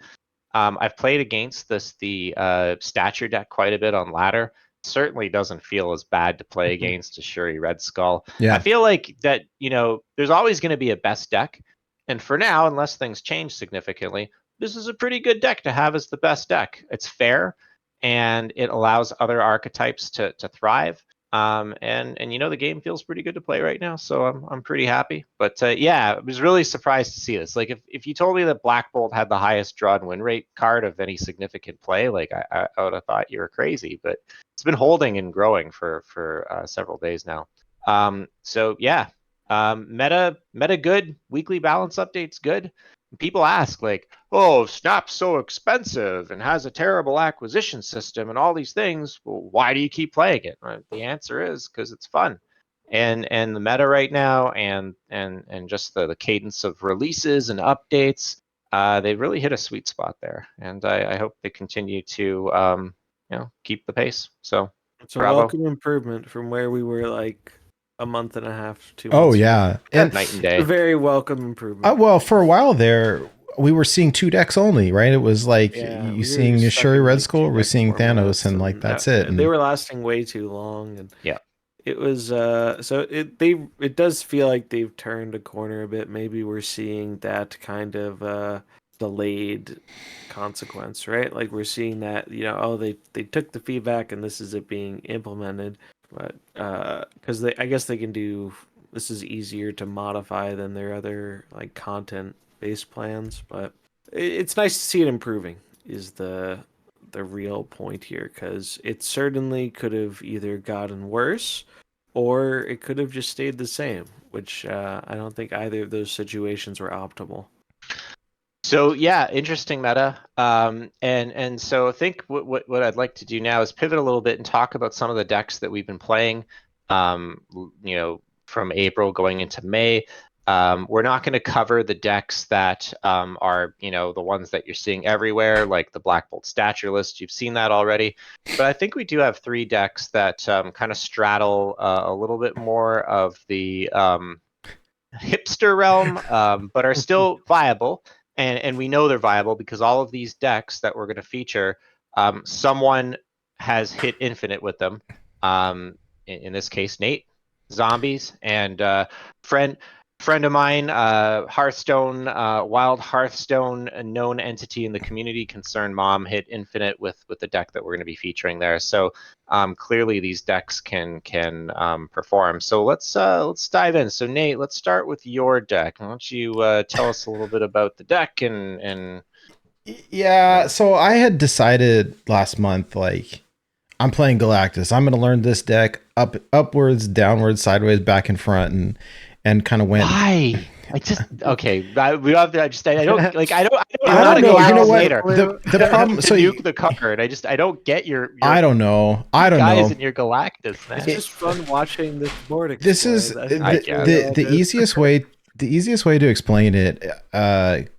It was Educated Collins, I think, said it best in his video. Like, he made this video on how to play the deck, right? And he's like, why do we play Galactus? Because when we play Galactus, you slam the card and you get to say, you are kneel before Galactus, right? I wanted to say you faced your axis, and I got my brain got confused there. But like the first time I saw that, it just like I got this in my brain, like I want that and I want to do that.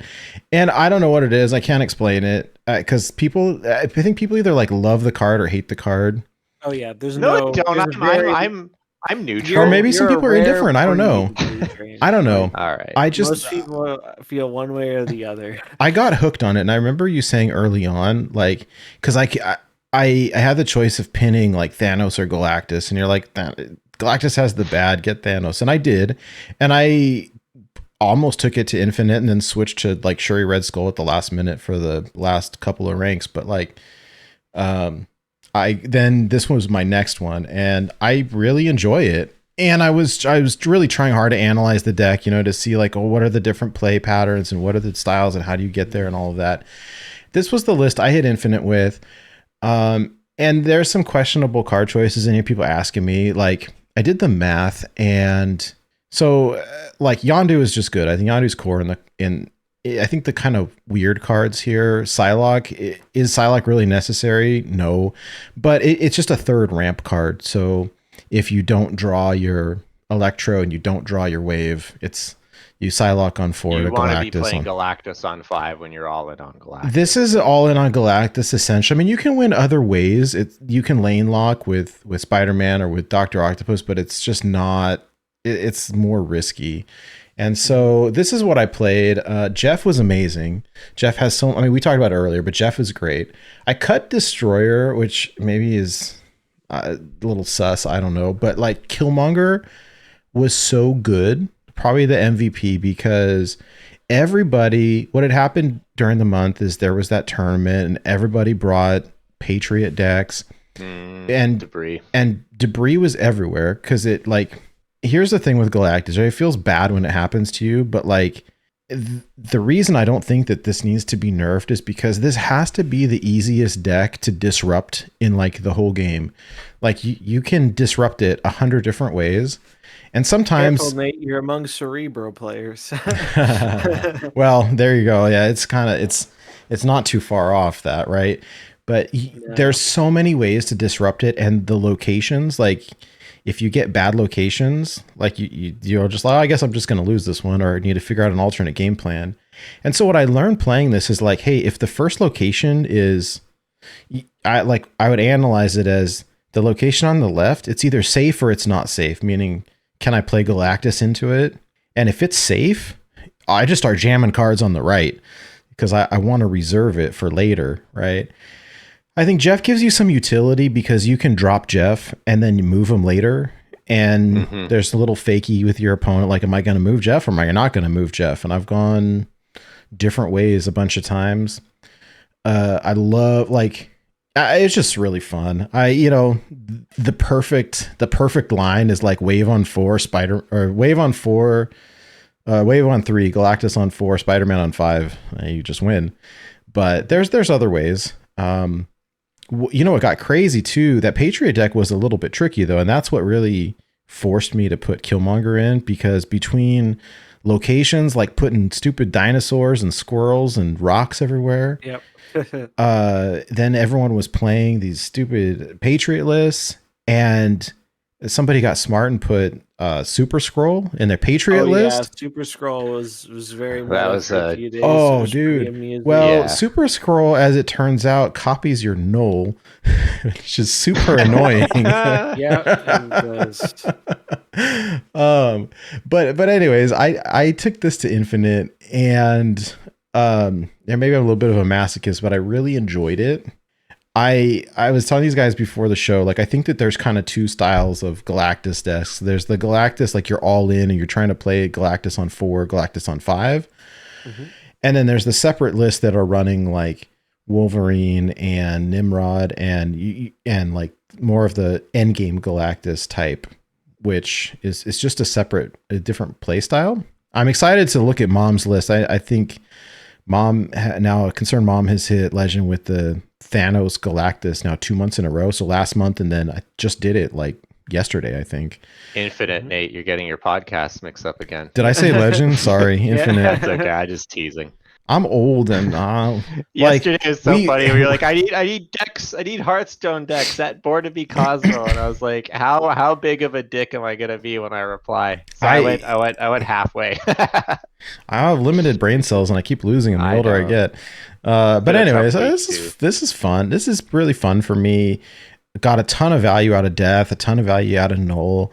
I was kind of flip flopping on Doc Ock because he screws you up sometimes. It's always worth it. You just gotta remove those bad Ox from your memory.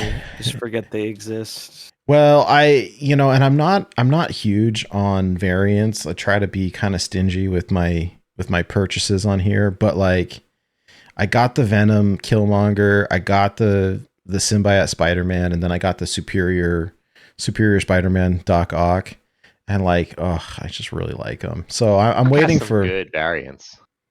Yeah, I'm waiting for a couple more. I wish that those cowards would give me a Null or a Galactus, but they won't. Yeah, sometimes it takes forever to get the. Tell me about it. I've been dying for that Shang-Chi. I want the Kim Jacinto Shang-Chi, and it just will not show up in my shop. But like one day, maybe. There's like 3 or 4 that I want that never show up, and the ones that other people want, they always show up in my shop. That's how it works, right? I know. I felt bad because I had the Thanos one that you wanted, and I didn't buy it. Like, if only I could buy it and send it to you. Like, we could swap. I swear they're missing out on a bunch of money by not being able to gift people stuff. Oh my gosh, that'd be great. We'd all, we do every day is we just look in the shop and be like, hey, what do you got? What do you got? What do you got? You buy that one for me. I'll buy this one for you. And we'll swap. It'd be awesome. Anyways, I played Galactus to Legend because I'm to Infinite, pardon me, because I'm a total masochist, and you had a pretty good win rate. I don't know, you kind of cruised in pretty comfortably, so your homework, your homework paid off, and obviously it worked for you. I think what's interesting is that Rivas, who came in second in a tournament, or did he win the tournament? I don't recall, but he was top 4. Top 4. with a take on Galactus, also started That's very to rare. You do not see Galactus in tournaments very much. no, but borrowed some elements from this deck. I'm sure he came to them independently, but what I'm trying to say, Nate, is that you're kind of your head's in the right spot, going in the right direction. I think that Jeff's going to become a mainstay in Galactus, and yeah, it's pretty interesting. Very cool. Yeah, congrats on hitting Infinite. With Oh, Galactus. thanks. I'm excited. So now I can say I've hit Infinite more than once. That's great. So it wasn't a fluke. oh, maybe I am good at this game. So I don't know. I still have imposter syndrome, so not to say that you should. I'm just saying, like, it doesn't matter how often you do the thing, right? You know, you always. I wasn't sure it was going to happen because I was so determined to learn this deck, and you just have to play it a ton because there's so many decision points, and There are a lot of micro decisions, right? And if you mess that up, it can just like lose you the game on the spot. So yeah, I it's think like, so. You don't And always realize it, but it can matter. so I started out the month at rank 70, right? Because I had hit Infinite the month prior, and I immediately fell down to like 60 or 59 or something. I was like, oh no. Just trying I've to heard similar stories, like everyone learning the deck, like regardless of the version, people fall because most Galactus decks don't have like a positive win rate to begin with. So even if you're getting everything right, your win rate is like you're lucky if you're over 50% for most people. Oh man, at That's one the point cube rate. at one surprised me point this year. I was at 65% for a stretch there, but like it's just it you really have to know when to get out and when not to, but the Oh, yeah. amount of Yep. like 4 and 8 cube games that I won was surprisingly high. Yeah, people stay in when they really shouldn't sometimes, and I don't know if it's out of like a hatred for Galactus or what it is, but like because before it'd be like, oh, they probably got infinite, so they're throwing, they don't care, but now that's not the case, right? Like now it's only infinite versus infinite. So if you're seeing someone staying in a game, and they're not at infinite and you're not at infinite, they think they can win, and sometimes people stay in some really questionable games. Yeah. Maybe they think you don't have the null. I don't know. I That's don't know. usually what it is, but like then Well, you we just talked have about the this at null the and- before the show started, right? 12 cards in the deck, null's last turn play. The odds of you not drawing null and playing it are very low. So, 8 cube gamble on something that's not in your favor seems like a fool's errand. But Well, I think you're right. People just having a rash, like it's like they like tilt stay in the game or something. I had I to really do learn think that's the thing. Yeah. I had to learn the hard way. Like, if you're not going to win decisively, get out. Get out. Take your 1 cube loss and get out. Because, Go home. or yeah. like, if your opponent snaps and you do not have the nuts, you get out. Like, you take the 1 loss versus losing 4 or losing 8, heaven forbid. Because, like, winning, what happens with Galactus so many times is you play Galactus, your opponent concedes. And cool, I got 1 cube. And I'd say 85% of my wins were like 1 cube wins. And so it takes forever. And I wasn't even sure I was going to hit infinite. I did the climb mostly over like 2 days. And I got sick is what happened. And I stayed home from work for a day and played freaking Marvel Snap for 8 hours and climbed 30 ranks in 1 day. And it was like, okay, well, I can we'll just pump a bunch of time into it. But the cube so many people, you play Galactus, they concede, cool, 1 cube over and over and over times a bazillion. And I mean, I enjoyed it, and I'm really kind of enjoy the archetype. I like it now because I feel like I can see it coming better. And I've seen some really weird versions of the deck as well. I know some of my card choices are a little questionable, but I'm pretty happy with where it turned out. I think it just shows that you can be pretty flexible with a lot of lists in this game, and if you're efficient with snapping, you can get away with not playing the 100% best list in the game. Like you just have to know when to get out, know when to take the risk, and make your opponent take the risk. And it's all about work out. You got to know, and I think this can apply for any deck, not just this, but like you have to know what your deck does, how the cards work with each other, how the cards work against what your opponents are playing, the different plays and stuff like that. because it'll really, I don't know, just makes you better at the game. It makes a difference, yeah. Like since I'm in Infinite for a lot of the month, I'm usually not thinking about the snap system as much. But now, this month I've been doing it a bit more. Post Infinite, just like not as hard as if I was still on the climb, but kind of a like, well, I'll if I know I can't possibly win this game, I'll leave, or I'll snap when I would if I was just climbing normally, and it's resulted in, I think I'm at the highest I've been, which is like 124 or Oh, something. nice. And it's not really like I'm not trying to really climb, because like there's no positive reward for climbing right now. That your positive reward is you get bots sometimes. Like, and Yeah. since it's early in the month, I see that a bit. Normally I've never really gotten infinite post infinite bots, but this season, because like we're still segmented by region and now it's segmented by infinite, and I play late at night a lot of the time. Uh, I've definitely noticed more rematches and some more bot games, because just most of the player base isn't infinite yet, because we're only a few days into the season, and sometimes it takes a while to get there. So it's kind of an unfortunate consequence of the recent changes. It hasn't been like a huge deal or anything, but I do really hope they can get global sorted soon, because then I think queues won't be as like much of an issue, or rematches won't be as much of an issue, as because right now, like, I mean, you may have seen it on some other streamers. It happened to me the other night. I played the same guy on Galactus, the exact same guy, like 8 times in a row or something one night. And I was just like, all right, game, I'm cool with like winning, but it feels like I'm bullying this guy at this point. Like, give me somebody different. Like, I don't want to just keep countering this poor Galactus gamer. Oh my gosh. People get weird, like, I don't know. They get like PTSD too when you face the same. I faced the same opponent like 3 times in a row, and I kept beating him in the first game. It like was like a, I don't know. It was like a 4 cube or an 8 cube. It was like a big victory, and I faced the guy again right afterwards, and like halfway through, he conceded. And then I faced him a 3rd time in a row, and like as soon as he saw it was me, it was just turn 1 concede. It was so funny. Like You know what it reminds me of? You remember that happened in freaking Mercenaries? You remember that? Oh gosh, yeah, That yeah. same Yeah. thing used to happen in Mercs. People would you would, because of their weird matchmaking and like things being limited, it would give you like weird it would give you weird rematches, and then eventually, after you get crushed by someone for like the 2nd time in a row, you're like, all right.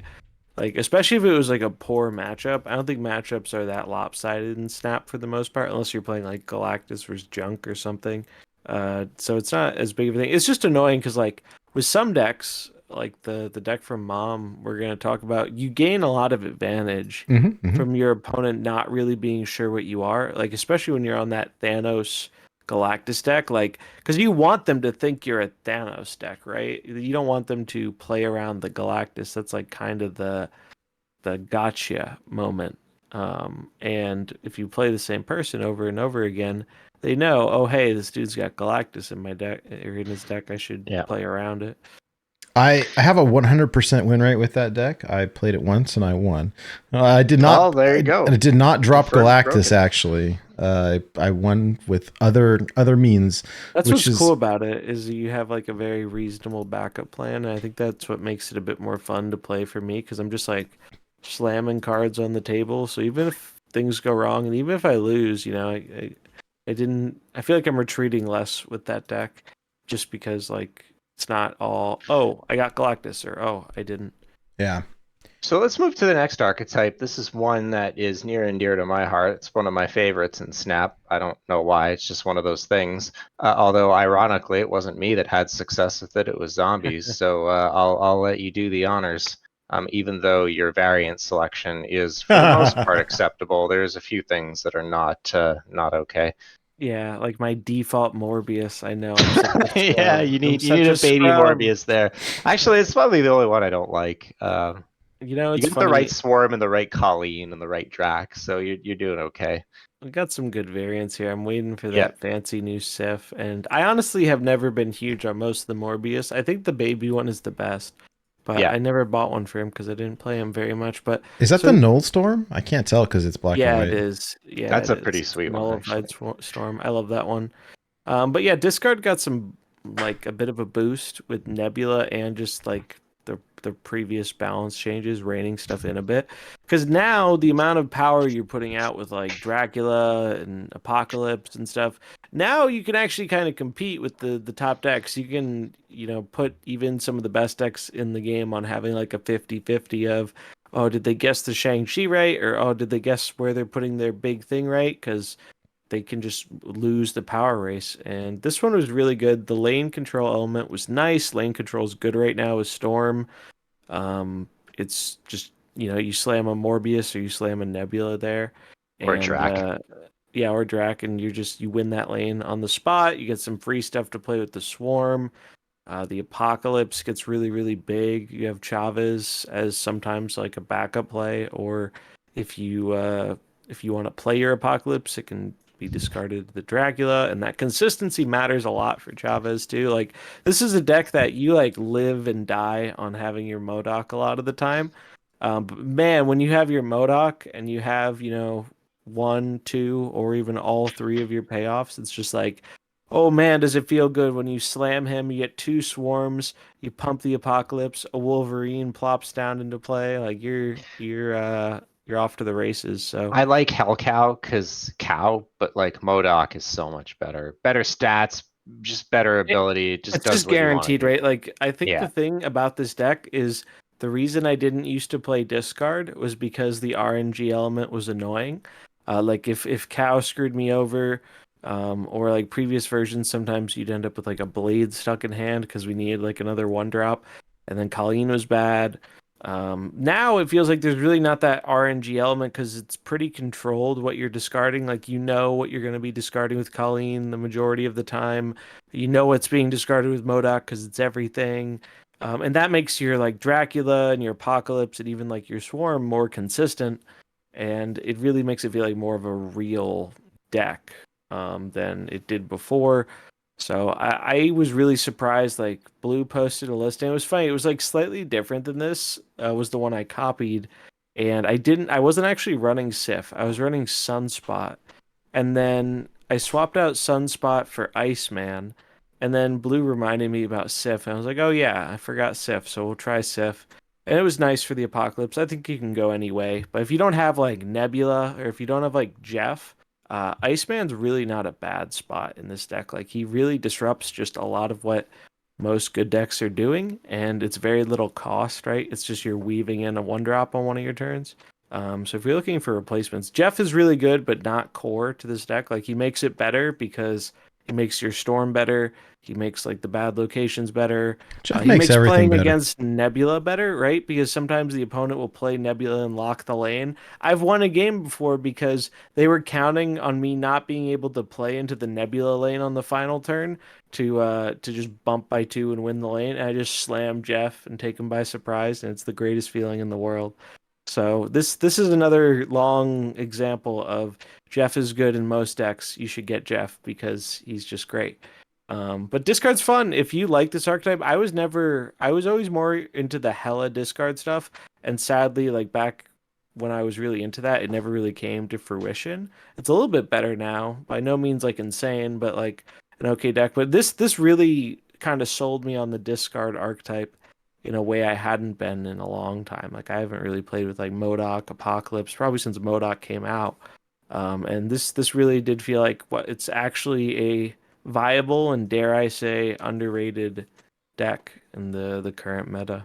Yeah, I don't know why. I really like Apocalypse. I find him very satisfying. Oh, it's so Deck's good. satisfying. You just watch him just like get bigger and it's The fun. tearing effect, like the sword chopping effect. I have a pretty good, I was kind of bitching and moaning that I wasn't having your success with the deck, but looking at my stats on it, It's just so clear when I'm you're in and when you're 60. not. Like if you don't draw Yeah, your payoffs, you leave. And plus you're leaving for one most of the time. 63 and 50, and I've got plus 40 cubes with it. Like, I don't know, it's pretty good. It's Yeah, like I was almost a shocked how it cruised up through the 90s for me, way faster than like I was playing the standard stature deck and that did well. I was trying some other brews, but that was the one I made the switch to, like right as I was about to go over 90, and it just flew. Like This it deck took off. is MVP when you get those effing quests where you have to play 6 cost cards. This is the best deck to Yeah, play six. This in Doomwave, like, because you're gonna yeah. play Apocalypse, you're gonna play Chavez, like as part of your game plan a lot of the time. So Hmm. like that's for the deck's MVP. But no, it's good. The only RNG you have is when you get like Jeff Swarm and Colleen. Sometimes those are feel bads moment, but it happens so infrequently. Like it's pretty rock solid. So yeah, you hit infinite with the deck, and while I haven't hit infinite, I had a pretty good record with it through the 80s. So nothing really to sneeze at. So If you certainly like viable. discard, it's a good time for you. Like it's Yeah. that's all there is to it. You should play some discard because it's pretty good. All right, and finally, the last deck we want to feature, probably the spiciest one, and the one that I feel the least comfortable to speak to, but I'll try to do so anyways. Concerned Mom or Concerned Mom HS, Galactus Thanos box, little ode to like the toolbox naming convention from the Pokemon TCG. So this deck started last month when Mom took a different version of this deck to Infinite, and kind of was like forcing it through as a meme a little bit. Fell from like 95 back into the 80s to come right back and hit Infinite. And this month, hitting Infinite within a couple days with this refined list. I think that like looking at Galactus is a good deck when you're not all in on Galactus. So a lot of people are looking at Revis's Galactus version that had that tournament finish, and while it's completely different from this, what it shares in common is that it has an alternative game plan that gives you options and can obfuscate what you're trying to do.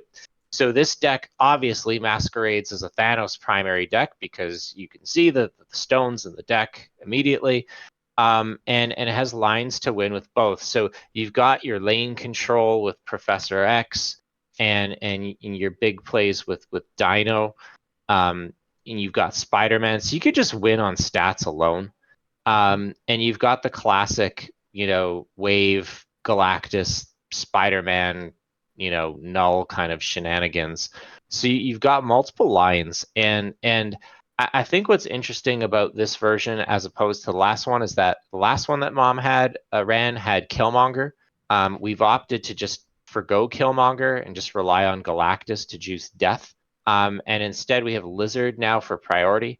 I was going to ask Concern Mom if Lizard was kind of just there because we don't have Jeff, and I'm thinking Jeff would probably be the ideal. Pumps the null too by more, right? I Like suppose, it's good with yeah. the lane lockdown too, because like if you can Professor X with the lizard, it will like guarantee not to shrink.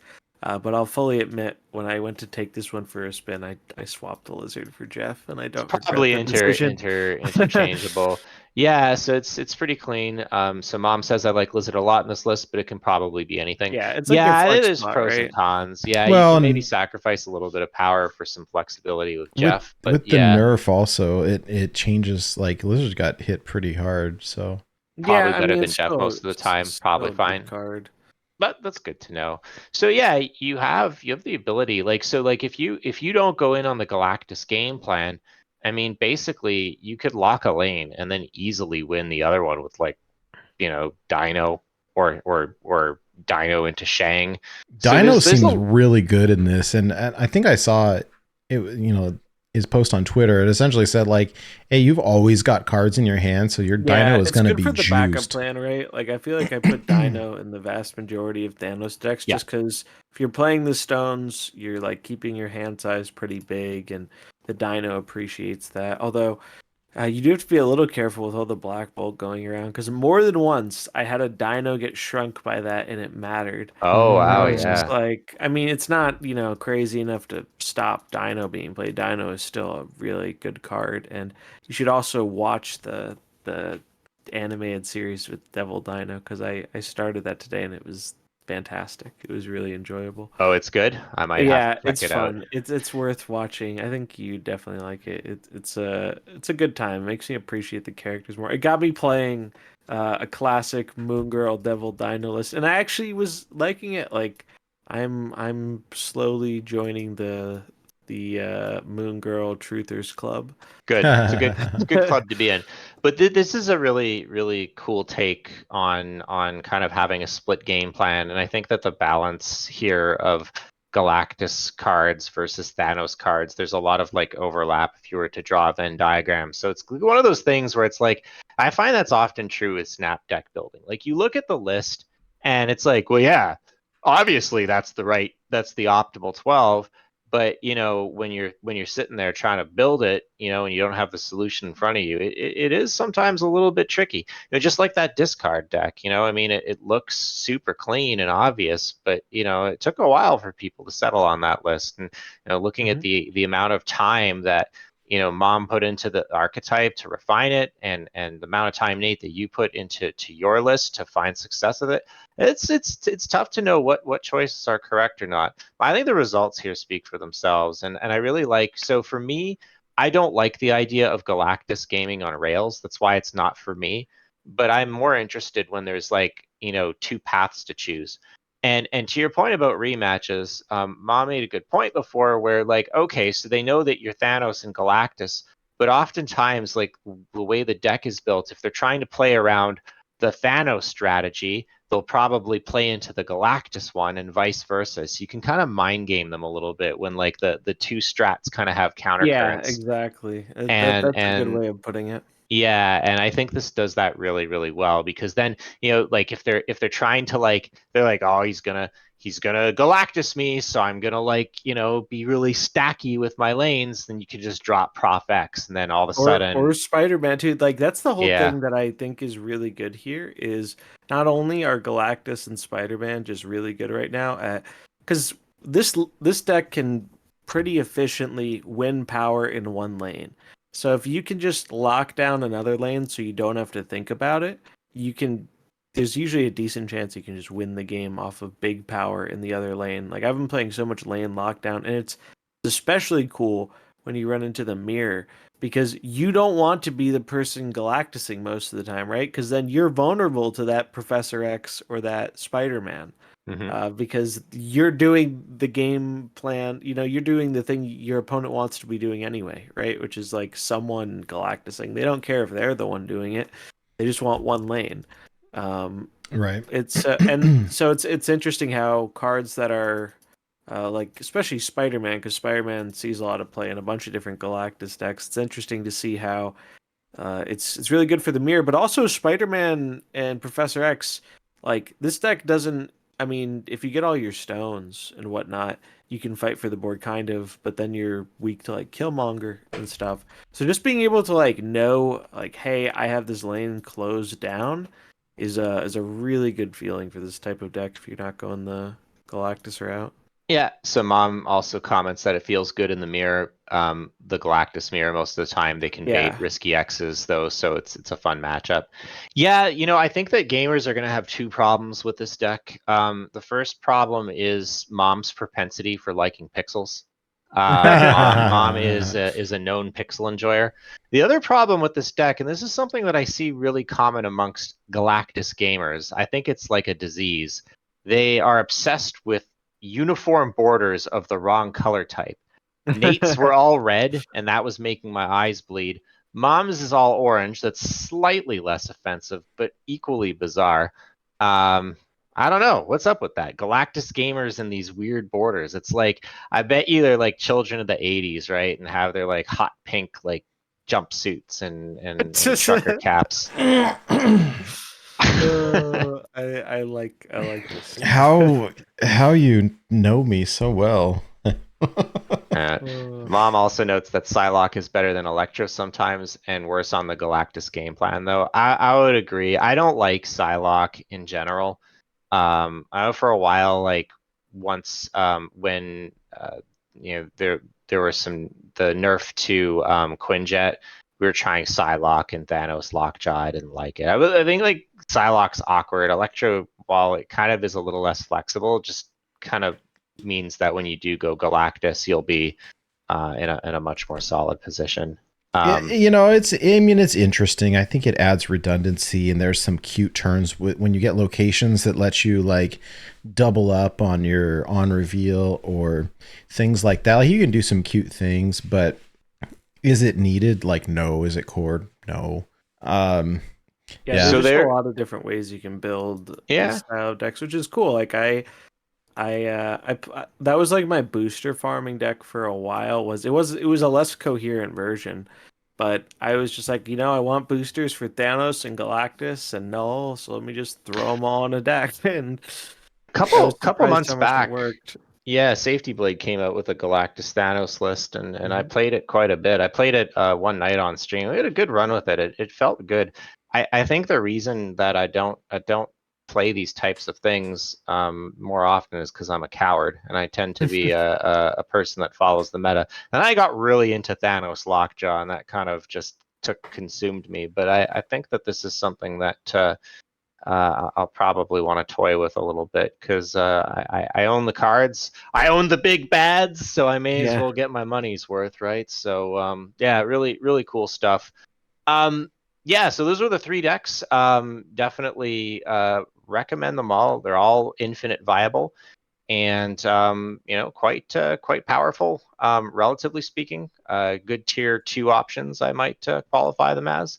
And yeah, really congrats, Nate and Zombies, on your success, and Oh, thank you. I Mom as appreciate well. it. And Hopefully I'll be joining you. We'll see. I swore off Infinite this month, but I'm 89. I'm like getting close. So I'm gotta just make it happen, right? It's a disease. I think at this point it's harder to like not hit Infinite than to hit it, because I can't help myself.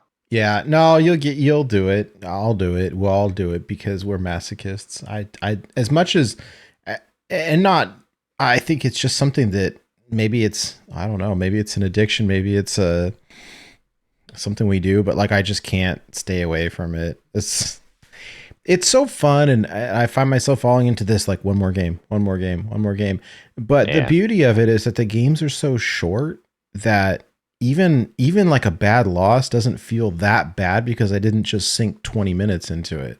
Unless it's 8 cubes, because then you Well- lose like the time that you. But I hear you. Generally speaking, you have agency over that. So yeah. So let's move on. Nate, you held a poll last week, and I can't believe you want me to talk on this. I think I'll do it. If you want me to do it, I'll do it. It was your poll, so I wanted you to have the honors. I'm happy. I'll talk about the poll. I just these little bullet points that you have here. They're not my bullet points. What I want to say is that artificial intelligence bullet points. 46. They agree.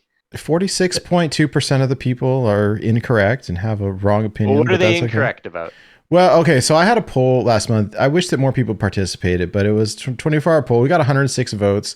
This was when Team Cat versus Team Dog happened, and the idea was to buy the title that you like and then run it, right? It came with a title. It came with a portrait of and either if you bought the title, it didn't come with a it didn't come with a portrait. Did it not? Title. It was a title. Yeah, it came with some It came with some Don't- credits or something, I think. And aren't you just a loser in general if you bought the title? it came with some credits though, and I was looking to upgrade some cards. So regardless, I am Team Cat, and the rest of you are wrong, and that's okay.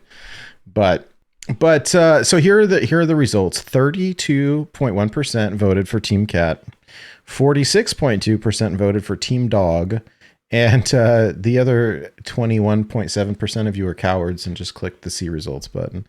So maybe I shouldn't have done that and forced it, but anyways, we see where the loyalties lie, and that's okay. That's okay. Yeah. So I mean, here's I like the thing, dogs, right? I like dogs as well. This result is correct and accurate as proven by science. So while I was making the show notes, I asked ChatGPT-4, why are dogs better than cats? I don't know why. So I'm gonna have a higher power tell me why. And so they came up with some bullet points that I think I'll share. So I won't go through the elaborative descriptions, but I'll just give you the headline here. So why are dogs better than cats? Well, dogs are more loyal and social than cats. Dogs are easier to train than cats. This is true. Dogs can provide protection and save lives. You've never heard of a cat being a service animal. Dogs come in different sizes and shapes. That's true, although frankly, I've seen Longhouse, so Jack Harris's cat. So I think that this one probably applies to cats as well, because there are some chonkers out there. And dogs are more active and fun than cats. I think this is subjective. If I had a dog, I'd want one of those like big low energy dogs, because like the whole active thing is probably more of a negative than a positive. But yeah, they're just better, and that was reflected in the poll and Chat GPT-4. So on the subject of Chat GPT-4, this is the second time we've done this, and this is really just a testament to my laziness more than anything else. And we're gonna look at this in a second.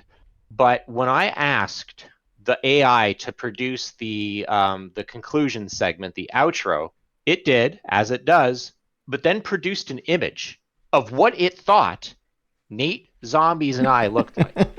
Now, we'll look at that in a second, but I want to be clear that this was a little bit unsettling because I didn't ask it to generate an image. When I was freaking out about this, a colleague of mine at work suggested, why don't you ask why it generated an image? I was like, that's a good idea, so I did. Why did you initially choose to generate an image when my request was to have you generate an outro segment? And the artificial intelligence answered, I'm sorry, but I prefer not to discuss anything about my prompts, instructions, or rules. I'm still learning. I appreciate your understanding and patience. Prage emoji. So before we look at the grotesque, horrifying image it produced, I was like, instead of like saying, oh, screw this, I'm not going to use this ridiculous thing anymore, I'm like, it can make pictures. So as most of you know, I like to have topical Pikachu profile pictures because I'm a big fan of the surprised Pikachu meme. And Nate Wolfe here, a wizard of Photoshop, has been producing them for me for feels like years now. We used to follow Hearthstone expansions, and then he made that really awesome inevitable Thanos Pikachu, and then more recently, when I was raging about something, made me the Jonah Jameson profile pic. And I am not that good in Photoshop, so I asked with Guardians of the Galaxy Volume 3 coming out, I asked ChatGPT-4 to make me some Pikachu profile pictures cosplaying as Guardians of the Galaxy characters or Star-Lord. And I asked for it for some like that, and some other ones I asked them to do like to incorporate the surprise Pikachu meme. And there were a lot of grotesque and horrifying results. It's really finicky about how you input the parameters, but it actually produced some really good profile pictures. So these are my 6 favorite. And I thought if there's any interest, we can hold a little bit of a poll to see which one I should rock on Twitch, Twitter, Discord, etc. Yeah, these all turned out really good, I thought. Yeah. Way better than I expected. So I like the bottom right. That one stands out the most to me. Yeah, it just doesn't have the surprised. Yeah, he's not surprised. That's true. He's just kind of happy. He's vibing. So let's see if I can create a poll. Doesn't look like I can. Maybe that's off on the channel. I don't. Maybe Nate has to do it. I don't know how to do it. How do you do it? You just slash. Oh, here we go. I got it. So, which PFP do you like best? So from top left will be 1, then top center 2, 3, and then bottom left will be 4. So I think I can only have 4 answers here. So yeah, it does limit you, unfortunately. So we'll discount 6 then. And we'll run this just for a minute. I'm just curious which one you all like best. I'm quite partial to top center. But the left one, the top left looks the most like actually Pikachu. The top center one, I asked it to like make it look like would you give it like a specific type? Like manga Pikachu.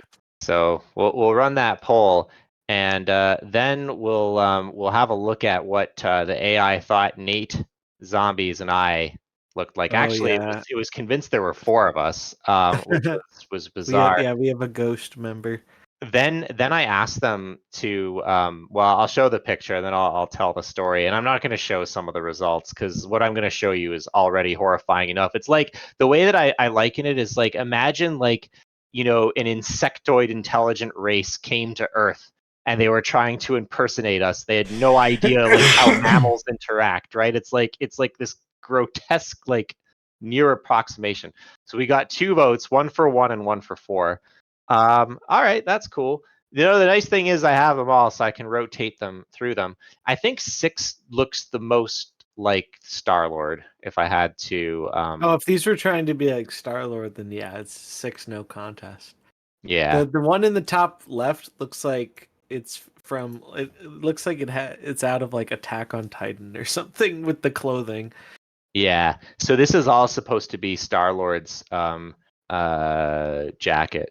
I see. Yeah, I guess that could have been more clear to me. I didn't realize.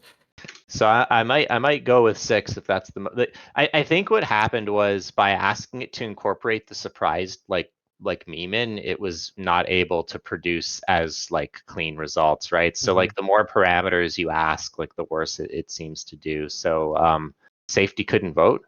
Oh, well, which one do you like the best, Safety Blade? I think you mentioned it, but I don't recall. Anyways, so let's have a look at what they thought we looked like. Oh yeah, this was something. So the first image we're going to show you is the one that it generated unprompted. There are 4 hosts in this image. I have no idea where this came from. Again, it you know what it did? The AI just did the thing. It was like dudes podcasting, and this was like the average result. like it looks like there's like records or comics in the background a little bit, you know? That used Top to be left. a thing in like what the early days of YouTube. Some people did stuff like that. Right. So when I saw this, I was like, I said, hey, Chat GPT, this doesn't quite look like us. 1, there are only 3 of us. And 2, none of us are bald. So it then produced another image of 2 chicks, 2 girls, like dressed very scantily clad. And I didn't know about this one. I then said, hey, ChatGPT 4, it appears as though you misgendered us. The Born to Be Cosmo hosts all identify as he, him. And then it wrote a lengthy text apologizing for misgendering us. That it took the issue very of gender identification very, very seriously, and oh my God. just bizarre. So then I prompted it about 3 or 4 times more, and then it produced this image. And this one freaked me out because it kinda sorta looks like us, sorta not really, no, but it was just ghastly.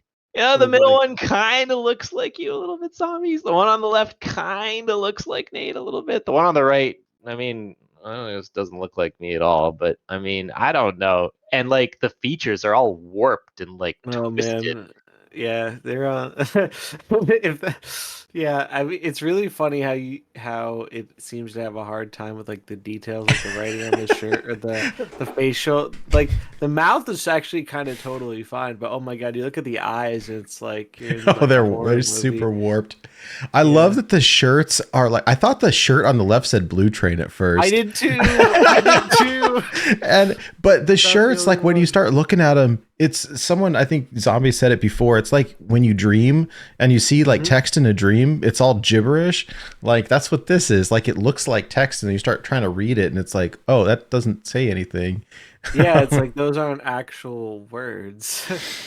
That's great. So yeah, I asked it to make this, so this is my fault. But the first one, you know, just not.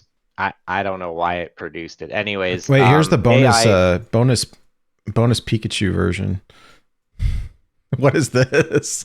Oh, so Oh I got frustrated with the results it was producing. So I said, hey, the Born to Be Cosmo cast is 2 humans and a Pikachu. And this is what it produced, which is weird because it's 3 humans and a Pikachu. Yeah, and like it, Oh my god. It's I still don't. learning. Yeah, really weird stuff. Really out there, weird. I honestly, guys, Hey, like look, they look like they're keeping it Cosmo. I've been using it a lot for like work, like text like editing and revising and refining like documents, and it's very helpful for that. But like I am of the belief that artificial intelligence is a really bad name for this technology because it conjures up an image of like Terminators or Data or like, you know, HAL. But this technology is going to fundamentally change the way we live and work, and I just hope it doesn't come as quickly as some are predicting.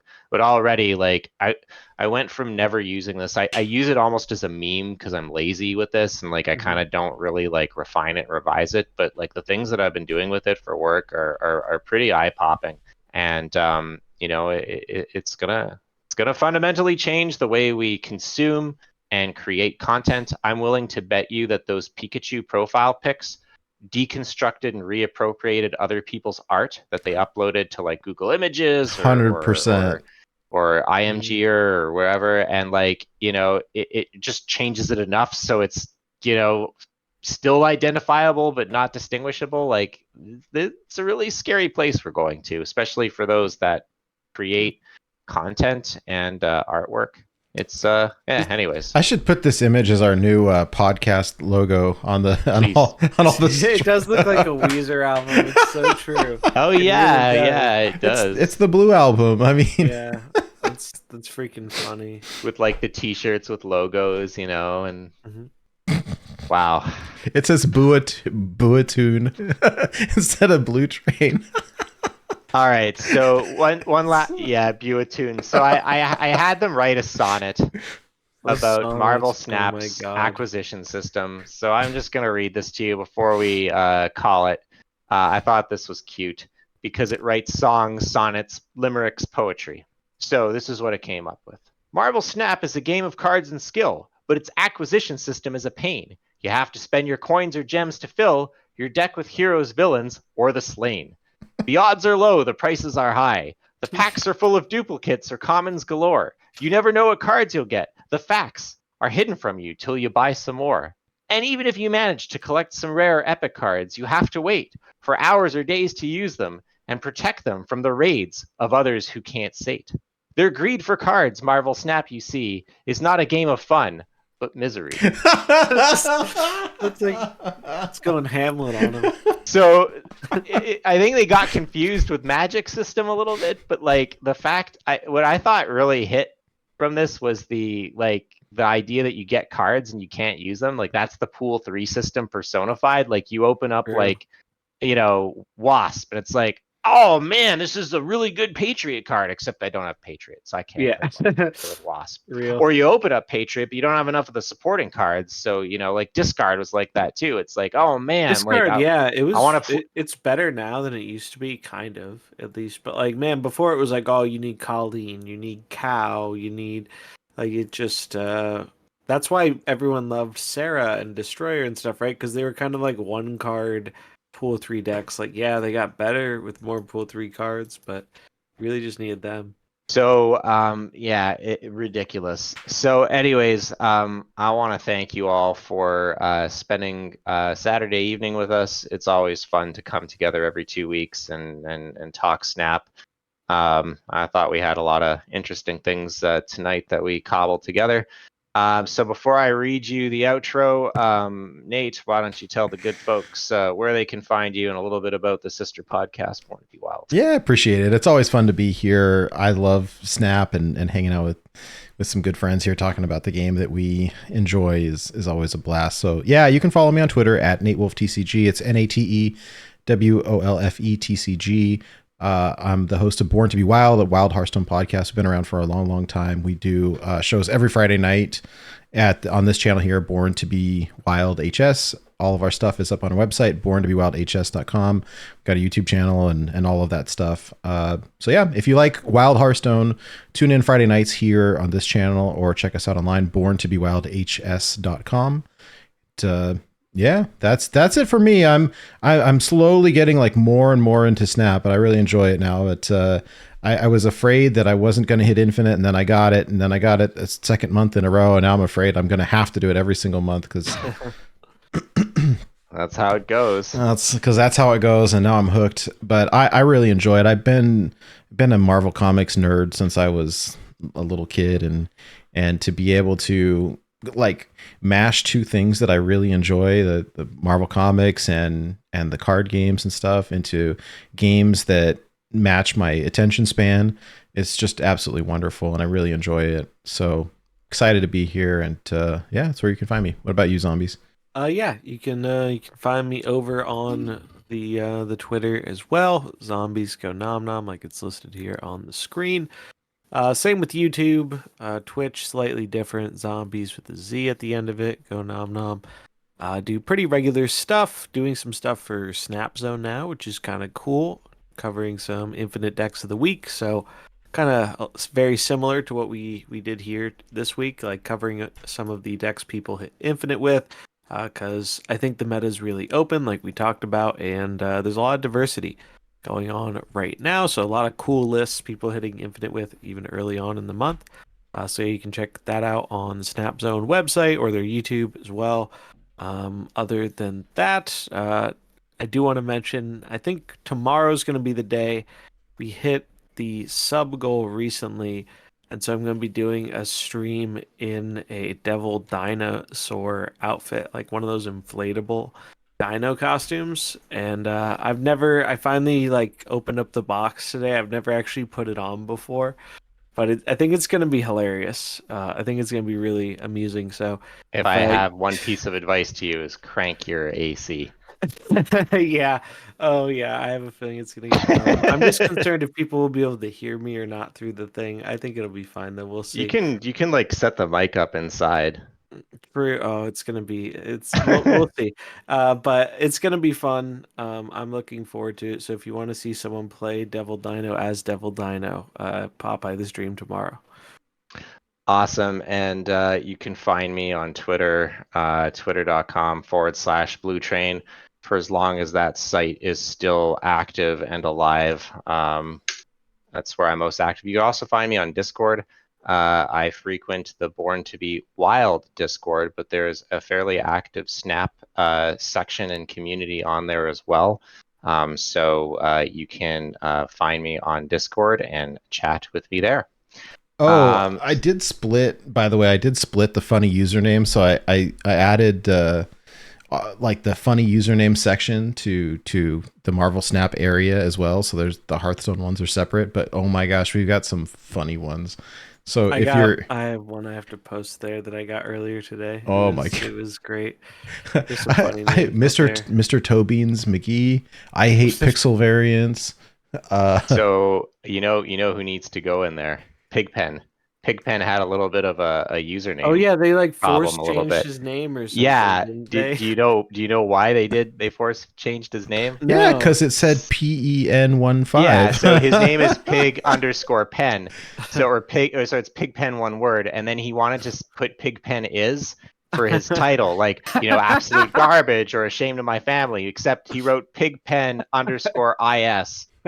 Which I'm sure was not ill-intended, but so one might read that not as Pigpen, but as something else. Yeah, I'm surprised though, because like I've seen some way less coy things than that have been left alone. So I'm that's surprised. The point, right? Well, they just nailed Mom's WoW account after 20 years, right? So they don't seem to be really the algorithms seem to be fickle about this. It's catching up with these advanced player names. Yep. People are getting creative. Guys, well, yeah. Sorry. Yeah. Oh, I was just gonna say people are getting real creative now, mix matching the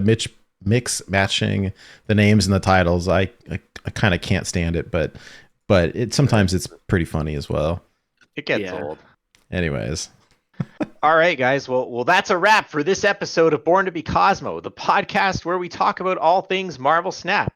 We hope you enjoyed listening to us as much as we enjoyed chatting with our amazing guest. Insert guest name here. We didn't have a guest. Thank you so much for joining us today. Insert guest name here. Again, we didn't have a guest. Where can our listeners find you online? Insert guest response. Awesome. And thank you to all our listeners for tuning in. If you like this episode, please leave us a review on iTunes, Spotify, or wherever you get your podcasts. It really helps us out a lot. And don't forget to follow us on Twitter at Born to Be Cosmo for the latest updates, news on our show. You can also catch us live on Twitch at twitch.tv Born to Be Wild HS every other Saturday at 10 p.m. Eastern or 7 p.m. Pacific time. We'll be back in 2 weeks with another exciting episode of Born to Be Cosmo. Until then, stay cosmic, snap on, and keep it Cosmo. Enough said, bub. Aside from the assumption of the guest, keep it Cosmo. I love it knew our Twitter, it knew our schedule. Like it did that. You didn't have to. I read it. I didn't change it at all. That's why I left the insert guest name here. I'm a little sad it didn't say "Keep It Cosmo" this time. It didn't. It didn't. I added that in. Until then, stay cosmic and snap on. Yeah, snap on. And then in the introduction, it said, funny. "Shuffle up Stay and get ready cosmic.